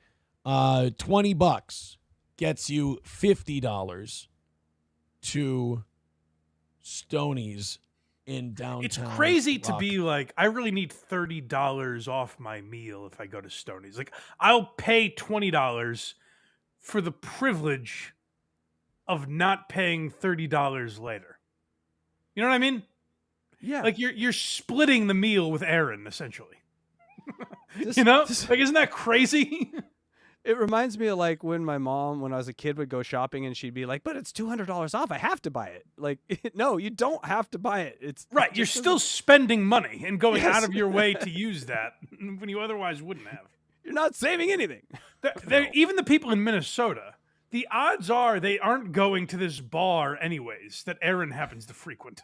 No. You know? So it's If like it you have to was go out of your way to use this gift card now and still pay $30. If you're 2 towns over, you got your own 20. little shitty Stonies in your town. You ain't going over there. Gas Right. expensive. Get out of here. That would work if we had like Star Trek transporters. All right, everyone. All right, you got a gift card now. You can just transport to Stonies. You know. Yeah. Mike? It's like if you were doing, you know how like you go into CVS and you can buy like Amazon gift cards for Christmas or whatever? Yes. It's like if you were buying those for yourself. You know what I mean? Like put $100 on this and I'm going to trick myself into thinking I'm saving money. It makes the people at the store thinks I have friends and family. that care about me. right. It's like a Nathan Fielder move. All right, Mike. We are into overtime. All right. So now in overtime, this is actually a new experience to me because I would always stop watching once he does or doesn't hit the goal. Like after the goal, in my mind, the show was done. But for like a steel toe fan, he stops talking about the goal and he starts getting into topics like all these fun things. Remember, he was worried about getting cut off too early.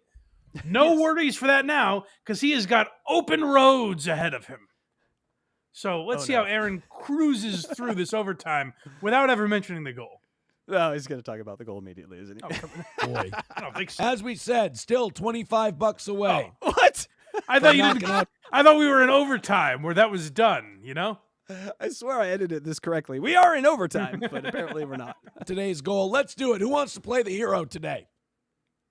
Who wants to play the hero here in overtime? We might still have to do a can rattling segment in about 12 minutes. We will see. Streamlabs. I like PayPal. the montage from the end of The Dark Knight where like he's riding on the motorcycle and everything. I want that hero we all deserve. Yes. I want that speech, but just with someone pulling a $25 out of their wallet. They bring the 20 out in slow motion and they look through. There's like, do I have a 5? Not the hero we deserve. He's the only one that can handle it. A hero. A hero. Super chats. Let's get this thing hammered out and call it a perfect week for the old toe. Perfect. Remember, it's all been perfect. Rumble Friday. Rumble Friday is tomorrow. When you guys get to throw in the links, we get to use all the naughty, terrible words. All right. That is it for that one. Now it's crunch time, Mike. Okay. All right. So, as you heard Aaron say earlier, if you guys hit the goal, he doesn't have to do that begging thing. Wouldn't that be nice if we get into overtime? He doesn't have to do the begging thing. So these are the last 5 minutes of overtime where he's not doing the begging thing. This is something totally different that he does at the end of overtime. This is more of a show, you know? This is people watching for that steel toe content that they want. This is not begging at the end of regulation. This is overtime. It's totally different. All right, we got 5 minutes left. Let's do it. I will use the last of my voice and the last of the 5 minutes of today's show to knock out that last $25. It feels eerily similar. And the last of my shame, obviously. I gave it I like up. that in overtime he's gotten $5, if that. I guess that story wasn't as good as you thought, huh, Aaron? Yeah, right. But people were also like, oh, the donating is done, right? Can we stop donating now? We're done with that part. Yeah. Yeah. Once you get to the membership side, people are like, oh, we're here. We don't have to buy memberships anymore. We're here. Yeah.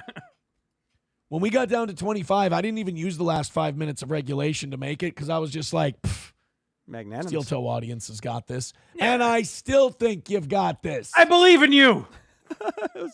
I think you've got what it takes. It's a halftime football speech. Folks, we're down 3 here at halftime. I know you got the balls, kid. That actually felt more like just a phony politician.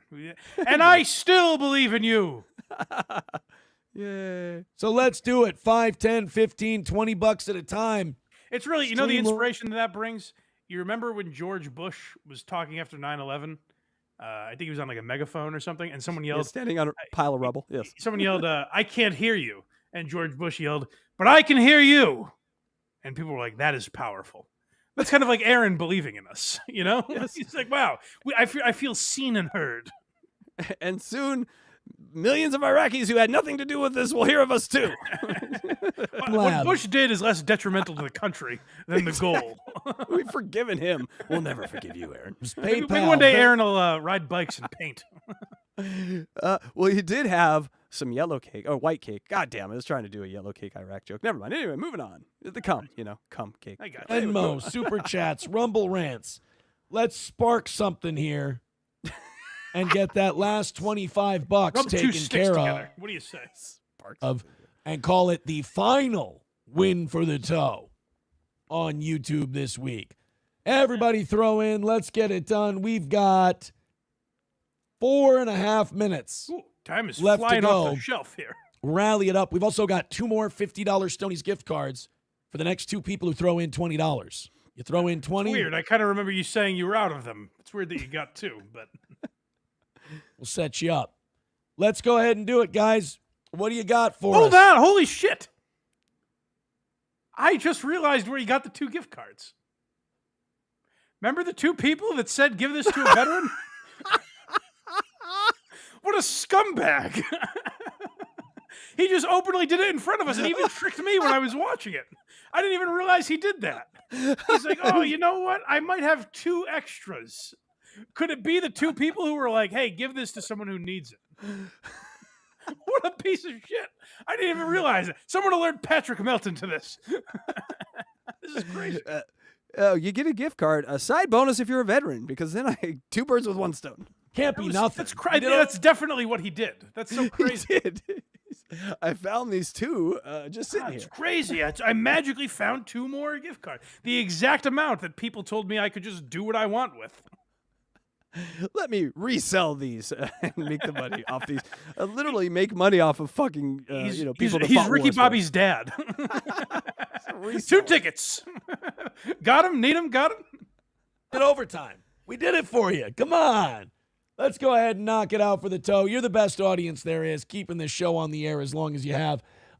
Black Friday marks 4 years that we've been gone from radio, and your donations That's have been not keeping really us how on dates the air. work, So but yeah. thank you very much for that. All right. Approachable says, what else do you have to sell? I have too many Stoney's gift cards as it is. How about this? $10, I'll give you a steel toe 5.5-inch vinyl sticker, and I'll send it out to you. There you go. First $10 gets a sticker. All right. How much will you give me for my couch? What's that worth to you? $10 for a $4 sticker. Wow, goddamn. Just looking around the room. Oh, that's a good point, too. $10 will give you a sticker. I didn't even think of that. He's just looking around the room and giving you things. I don't know. Anyone in need of a salt shaker? You need one of those? $40. Got a double-sided dildo. Not going to need this anymore. You want Oh, April. I miss you, April. Second $10 will get 2 old Twitch stickers. Because I think this is my last YouTube one that I have. Let's get this $25 handled, guys. It's a small amount. It's not a consequential amount, but it's, it looks good. That's not consequential, Mike. It's symbolic. It's good that I'm giving you money for nothing. I'm glad it's inconsequential. Not consequential. Hey, here's 25 useless dollars. Worst beggar ever. Can I imagine you walk out of a courthouse? Can I get $1? Oh, this is not inconsequential. I don't need this money. Yeah, a homeless guy's like, just so you know, I don't even need this. I don't need it. But I have hassled you for 4.5 hours about it. Would you like a Stoney's card? For us to knock it all out, 3 minutes away from the end of today's show, and if we get this 25 in real quick, we can sneak another little topic in or check on Alex Jones, do some things here on the program. You definitely haven't talked. I listened to it. You definitely haven't talked Alex Jones to death. I think there are a few points you haven't made yet. It seems like to be his only subject, Mike. I'm just spamming the chat for you. I do want to thank you guys for rallying up today and getting us so far down. You're welcome. On this goal. I also want to thank the audience of the evening shows who have knocked out our evening shows. You guys are the real heroes. I also want to thank. Imagine the evening show being like, he didn't thank us, that motherfucker. I think that might be my favorite thing, is that he acts like the evening show is an entirely separate group of people. They've never heard of the morning show. They don't know anyone that watches the morning show. It's just a whole different group where they're like, "Oh, Aaron, you also do a morning show? That's crazy. I've never checked it out. I'm an evening show guy." Yeah, demo's different at night. It's all Gen Z, mostly trans women. Yes, that's the hip show. That's the hip audience. We knocked out all 3 this week. I appreciate that. All right, but we got 2.5 minutes left. Let's not stop short at 25. You got a couple. You can throw in a couple. And I've already told you it's meaningless, but come on. It's meaningless, inconsequential, useless. Give money, people. Well, that's where Aaron has a tough time navigating, because I've been part of a lot of these conversations where people will ask why, like, so if you're $10 away or $25 away from the goal, that like makes or breaks your day and ultimately makes or breaks your week. Like, how does that make any sense? So I think Aaron hears that feedback. And he's like, I know what I'll do. I'll just be fucking chill about the goal. Like, $25 ain't no big deal. But he forgets the part where he doesn't beg for it. He's like, I'll still beg for it, but I'll act like it's inconsequential. It's meaningless to me. Because I have a small fish brain and I immediately forget about the begging. I just see the money and I'm like, oh, yes. How did I get this? Thing out. Let's do it, boys and girls. What the hell? You're the best. You're awesome. I love you. Love us back. Throw us a couple bucks. 25. You've got it. Come on. What's $25 between friends? You didn't see this, but he put up both of his hands and he like shoot him, like if you were shooing something away. He's like, come on, give him the money. Hey, just fucking toss me some money. Hey, you get a Stoney's gift card out of it. Isn't that exciting? Donate $20 for those mics. I need these. All right, 2-minute warning. You son of a gun. I guarantee the food that comes out at Stoney's from those gift cards got like flies, the human spit in it. I wonder what it's like. I wonder if Stoney's is just a magical place. Let's do it. Who's got us? Okay, you can't see this, Mike. He's wearing pink leggings and bare feet. Just so you know what's going on. The pink leggings, they're juicy sweatpants. They say juicy on the ass or something. Oh, okay. These are the ones that little Lemmy bought him. Okay, I heard a little of that on Little Piggy while you were smelling the fart. Yeah. You keep saying that. I had a lovely time. No, you were amazing. You just like were like, what are we talking about here? I came for jokes. So why are we looking into his fucking? Look at my pink pants. Look at my pink capris that I've rolled up. I'll put these down once we knock out the 25. A team with 20. Aaron, you're debasing yourself. Yeah. Have some fucking dignity. What are you doing? I live in a gay-friendly area of the country. This is the queerest thing I've seen in my life. The way he's sitting on his desk like this. Congratulations. But if people were like, "Oh my god, it's so funny when Aaron," like, there are people that like Brendan Schaub's show or Chris D'Elia's show. Like when we talk about, say, Chris D'Elia, we get a lot of comments that are like, "Oh, fuck you! You're just jealous. Why don't you put on a better show than like all that type of shit?" Yeah, Chris has fans that find whatever. Who am I to decide what's funny? Like, there are people that like what Chris D'Elia does. I don't understand it, but it exists. I don't believe there's anyone that's like, "Oh, I love when Aaron humiliates himself and puts on pink panties and begs for the goal. That's really funny. That's my favorite part of the show." Like, I refuse to believe that exists. It does not exist. No way, no shape, no form. Here you go. All right, $10 left. Hammer out this final $10. Come on, guys. And let's call it the final win for the toe. Yeah. There it is. $10 left to go. 1.5 minutes left on the clock. Do it up. Who's got the final 10? Or can we do it a buck at a time? Either way. Oh, that's the fun. That's the most fun. $10 left for the toe. Hammer it out, and let's call it a win after these 30 minutes of overtime. InfoWars is now signing out. Legal strategy is hush-hush from Alex. All right, we're going to check that out as soon as we get this hammered out. Come on, guys, $10 He doesn't, left. by the way. Don't talk about shows that are spoiler alert. talking about shows better than yours on your show while you're asking for money. Don't do that. Let's do it. 1 minute to go. Yeah, they could just watch Alex Jones's live stream.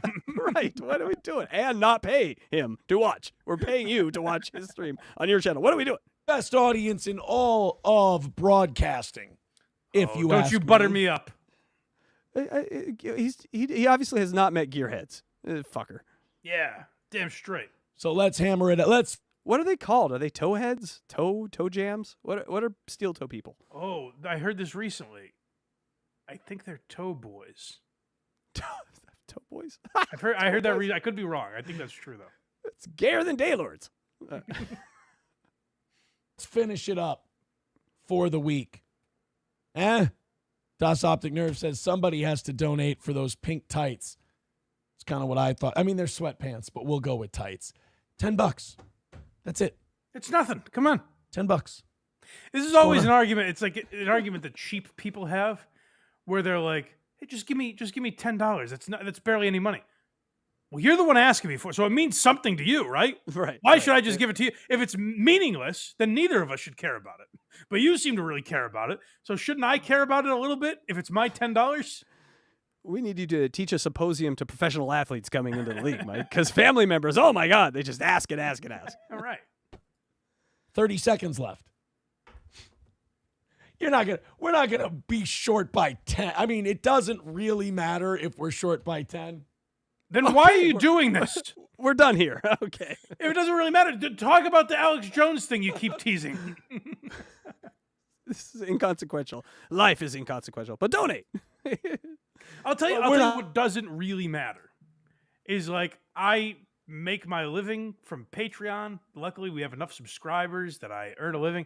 The money I make on YouTube is a nice little bonus. So I don't constantly beg for Super Chat. When you guys Super Chat us, I really appreciate it, but it is inconsequential to me. And it's why I virtually never mention it.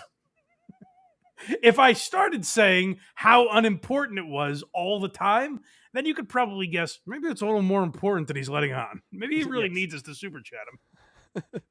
I mean, he is wearing a lady's tights that were sent to him, so guy needs money. We're not going to be short by 10, are we?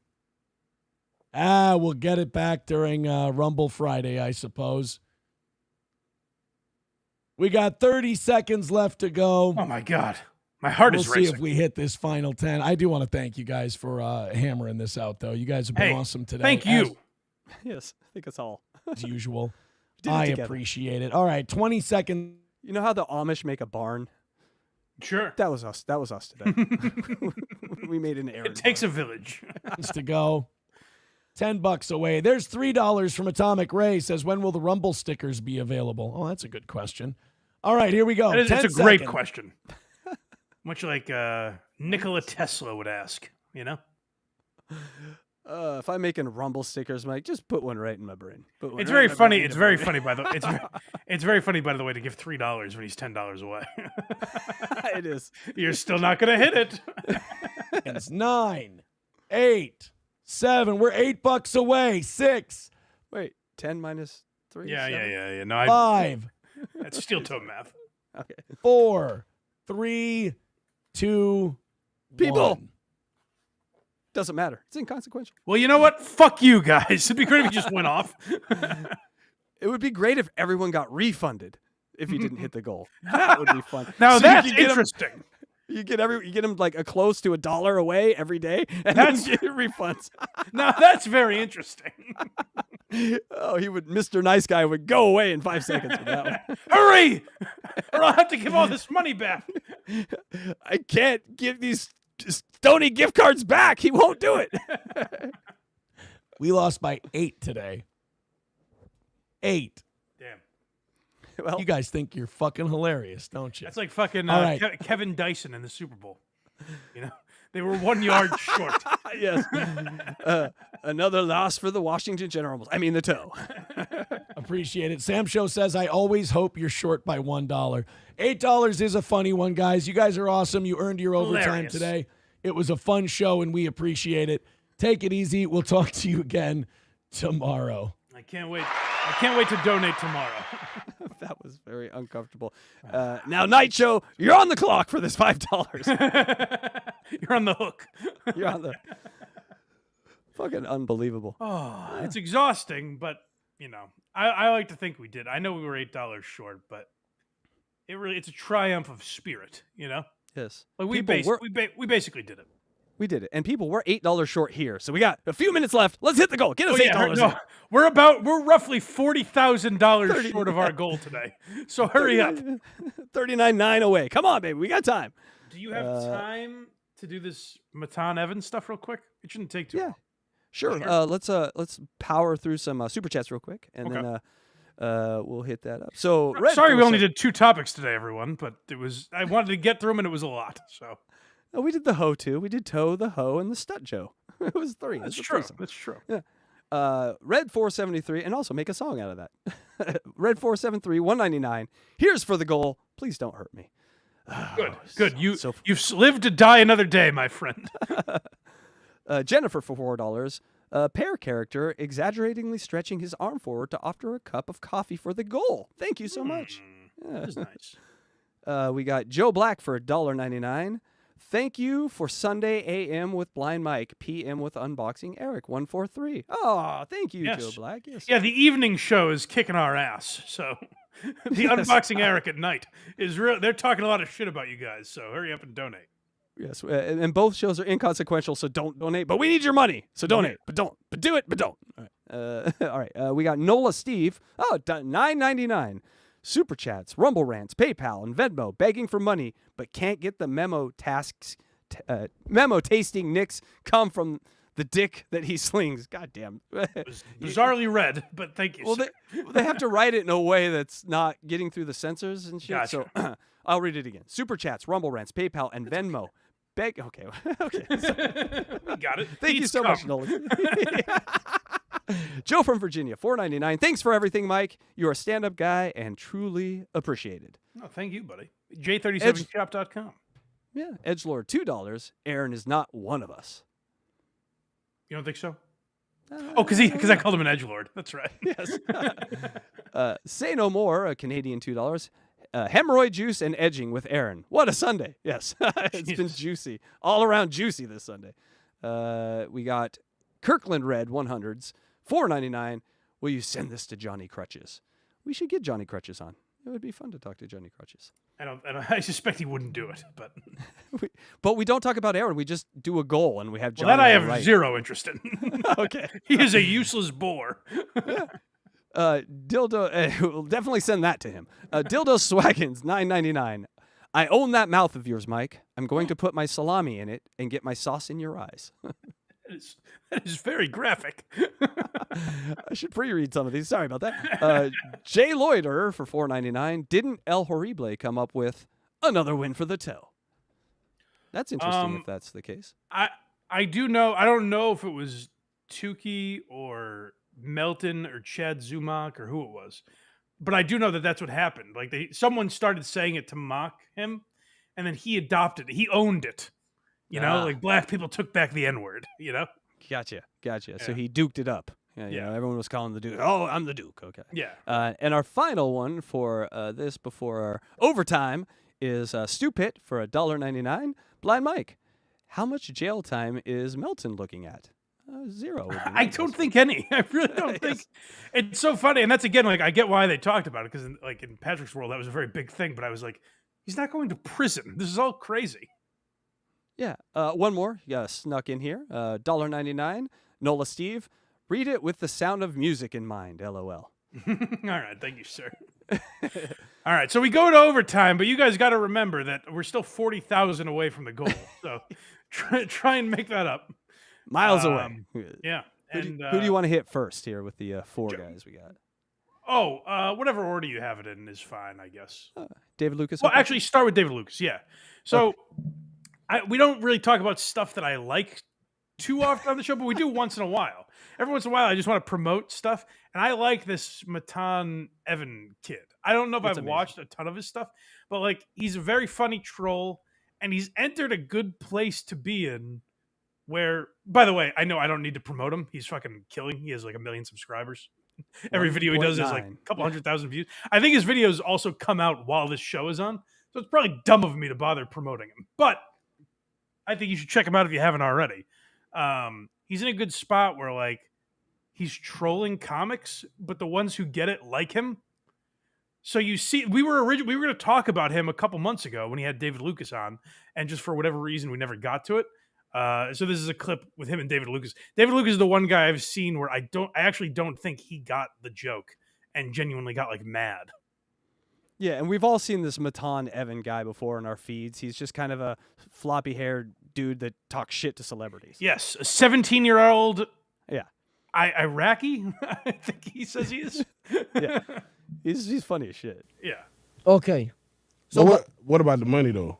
What about the money? Yeah. I would give it to you if I had some. Nah, nigga, I'm about to call. We could be on like a a perpetual team. All right. The camera's not. There's no camera on him. I don't give a fuck. We don't need it to be on camera. I need my bread. You need your bread. How much were you expecting to be? You told me 10,000 in the text message, bro. I would love to see it. Maybe that was how he told you that. He tricked you. Because he's the one, in case anybody doesn't know, who set up this interview. Okay, let's move on. This is getting a little stale here. So he's very funny. I at times I was like, is David Lucas in on it? He didn't play along with it very well, but like it seemed like at times he was trying to, but he really fucked with David Lucas. I don't know what the first thing was that put this kid on the map, but I know the David Lucas thing kind of blew up, at least like in our world and the stuff that we talk about. Like, so that was a thing that I think got him on a lot of comics radar, and every comic I've seen on the show since has played along with him very well. Here's Big J. Yeah, so this is a perfect example. Like Jay totally gets the joke. Hello, everybody, and welcome back to the podcast. For today's guest, we have Big Fat Oakerson. Welcome in. Such a ridiculous. Unfortunately, Mike is on. Big Fat Oakerson. Such a ridiculous intro. It's so juvenile, but like he presents it in a very funny way. He's very straight faced. Like weird guys like this, if they do it right, this is kind of what I thought David Collins was trying to do, and now I'm not so sure. because he does a show on this network that I don't know what his goal is. It seems disorganized, but yeah, you gotta give time to get straight together, you know? That's what I'm hoping for. But I thought David was a guy like this, where it's like you just stay completely straight faced, like Nathan Fielder, Eric Andre would kind of used to do this shit. Like guys like that. Zach Galifianakis did it with Between Two Ferns. I find that shit very funny. Like the ability to do this and just keep a completely straight face. He's unable to make it today, and none of the cameras are working. So Mike is gonna replace him, and he'll be filming. Welcome in, Mike. It's Big Jay Oakerson. Big Jay Oakerson? Big Jay. No, Big Fat. Pull the mic closer to your face. Big Fat Oakerson. Oh yeah, no, Big Jay Oakerson. I am fat, but it's not in the name. I went with Big. Why not Big Fat Oakerson?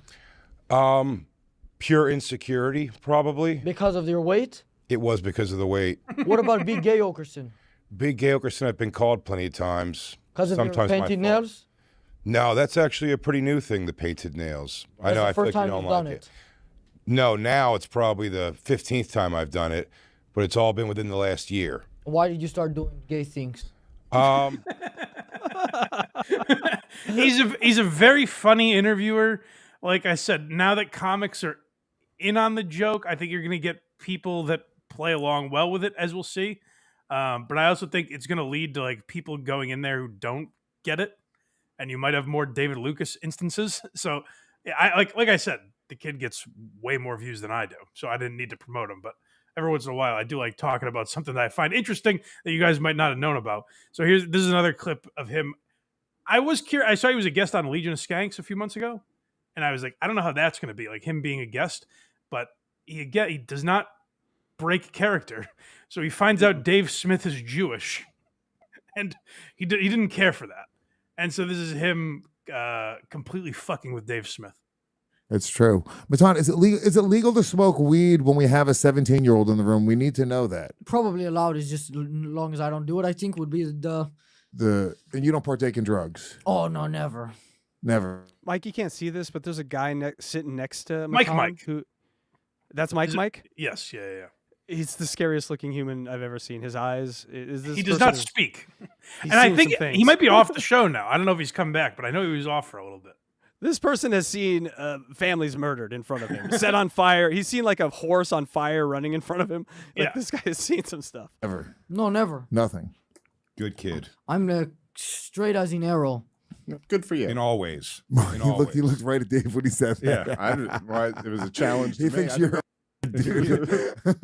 He's as straight as an arrow, not like some people in the room. I'm clearly the straightest one here. Oh shit! He's not a royal guard. You happy? They're writing notes. The Matan guy is writing notes as they're talking. He's fucking hilarious. Yeah, like his commitment to it, I really admire. Yeah, he's all in. You happy? Matan, don't leave. Hold on 1 second. I'm not leaving. He's gonna do something. Matan, all right, we're gonna just talk to Mike for a minute. Mike, tell us about yourself. Is he hurting you, Mike? Oh, he can write things. He can write. What if he just writes help real big? No, he has my parents hostage. I can't do anything. Kind of looks like he just got out of dock out. You're giving him hot water? Why are you giving him hot water? I feel like he's going to throw it at Mike. I think this is going to be profound. He just wrote, I am Mike. And Mike. All right, well. Okay. That's good. That is the first question of the interview. Oh, my God. It's become self-aware. Jake's too much of a hippie pothead, dude. He's going to freak out and leave at some point. Guy, nice cold water. Thank you. Because the Jewish guy. Are these guys on? It's not cold. This is boiling hot. Oh, Dave. Just drink it, dude. He wouldn't lie to you like that. Drink a sip. Yeah, that's Eric Andre. I mean, this guy must. When I tweeted this out, and I think it was one of the Daywave guys, one of Royce's guys, responded and was like, "He's just a ripoff of Eric Andre." But I don't know. To me, what he's doing is different enough where it's not a straight. It's clearly influenced by Eric Andre, but I think it's different enough where he's just fucking with people in his own way. Right. The Eric Andre piece is him throwing guests completely off guard with his actions in real time. Right. And so that's not specific to Andre, but he did it in the surreal sort of way, and this guy's doing it in the same. Sure. Sort of way. Ali G did the same thing, or yes, Borat. Exactly. Yeah. Yeah, and so we got Sal Vulcano, and Ari Shaffir. So this is where now he's got comics in on the joke. So I don't it could get corny eventually, but right now I think it's very good. Where he worked with Ari Shaffir for this, but Sal Vulcano was on his show and played along very well. And the show you do is like prank show with the public. Have you ever been attacked while filming that or no? A couple times, but we're not really out to really make anyone that mad or get anyone that upset. All right. Attacked by Ari Shaffir. Pranked at some point, I was imagining. The timing on this is impeccable. I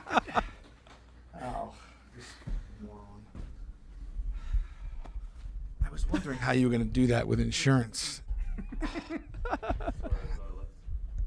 You left your phone here?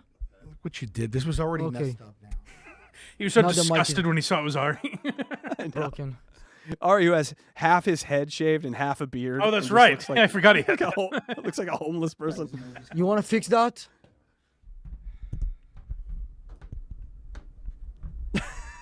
Fixing the Elgato mic boom. The mic was unscrewed the entire interview, so I kept having to keep propping it up. This guy's better than Eric Andre. You thought you forgot a pen? It's beautifully done. Yeah. Is that the end? You forgot a pen? Oh, yeah. You have it? Can I have it? Oh, thanks. Awesome. Appreciate it. Where did you come from? Besides, I'm from, where did you go? Israel. You got people hanging out back there? No, nobody else. Nobody's back there. Oh, boy. Oh. Okay. All right. I'm on my toes now because that was the third time that happened to me today. Really?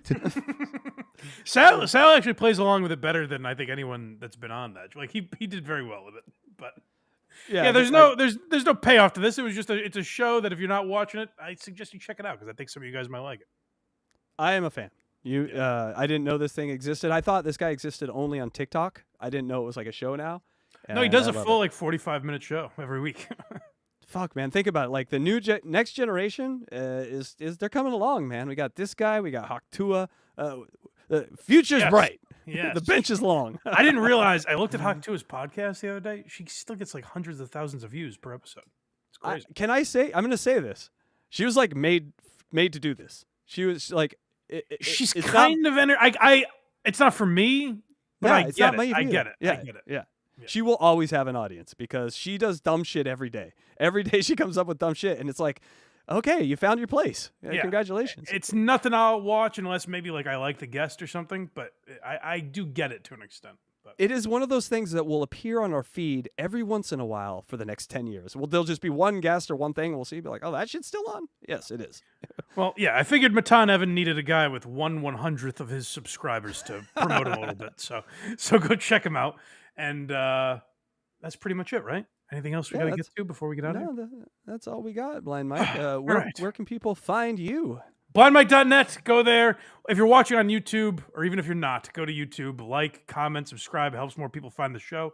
We appreciate you doing that to get closer to Matan Evan type numbers. So go do that. Become a member. You get bonus content and early access. You can play the Richard Ojeda drinking game with us, which might become a regular thing. So keep an eye out for that. If you're a member on Patreon or YouTube, by regular, I mean every few months or something. But yeah, check that out. DJ Electra was on with us last night. She was very funny. Craig was on as well. Cardiff Electric was on with us. So go check that out. Go to Cardiff Electric's Rumble channel also, by the way. Support Cardiff Electric. He's a good man. And go to HackRideTheDemon.com, where Unboxing Eric is on tonight. You guys are doing a show right now, right? Technically? Well, right after this show. We like to keep the show going. Some people are like, I want more Blind Mike.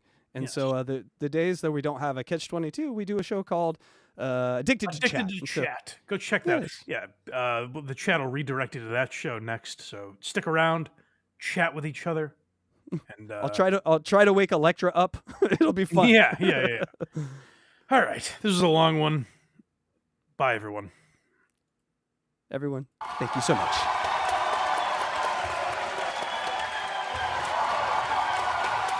What's going on?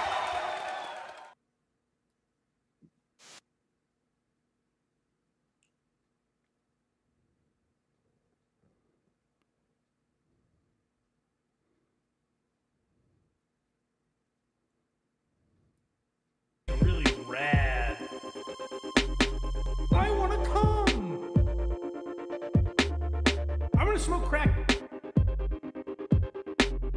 Grooming is not technically illegal, right? Asking for a friend.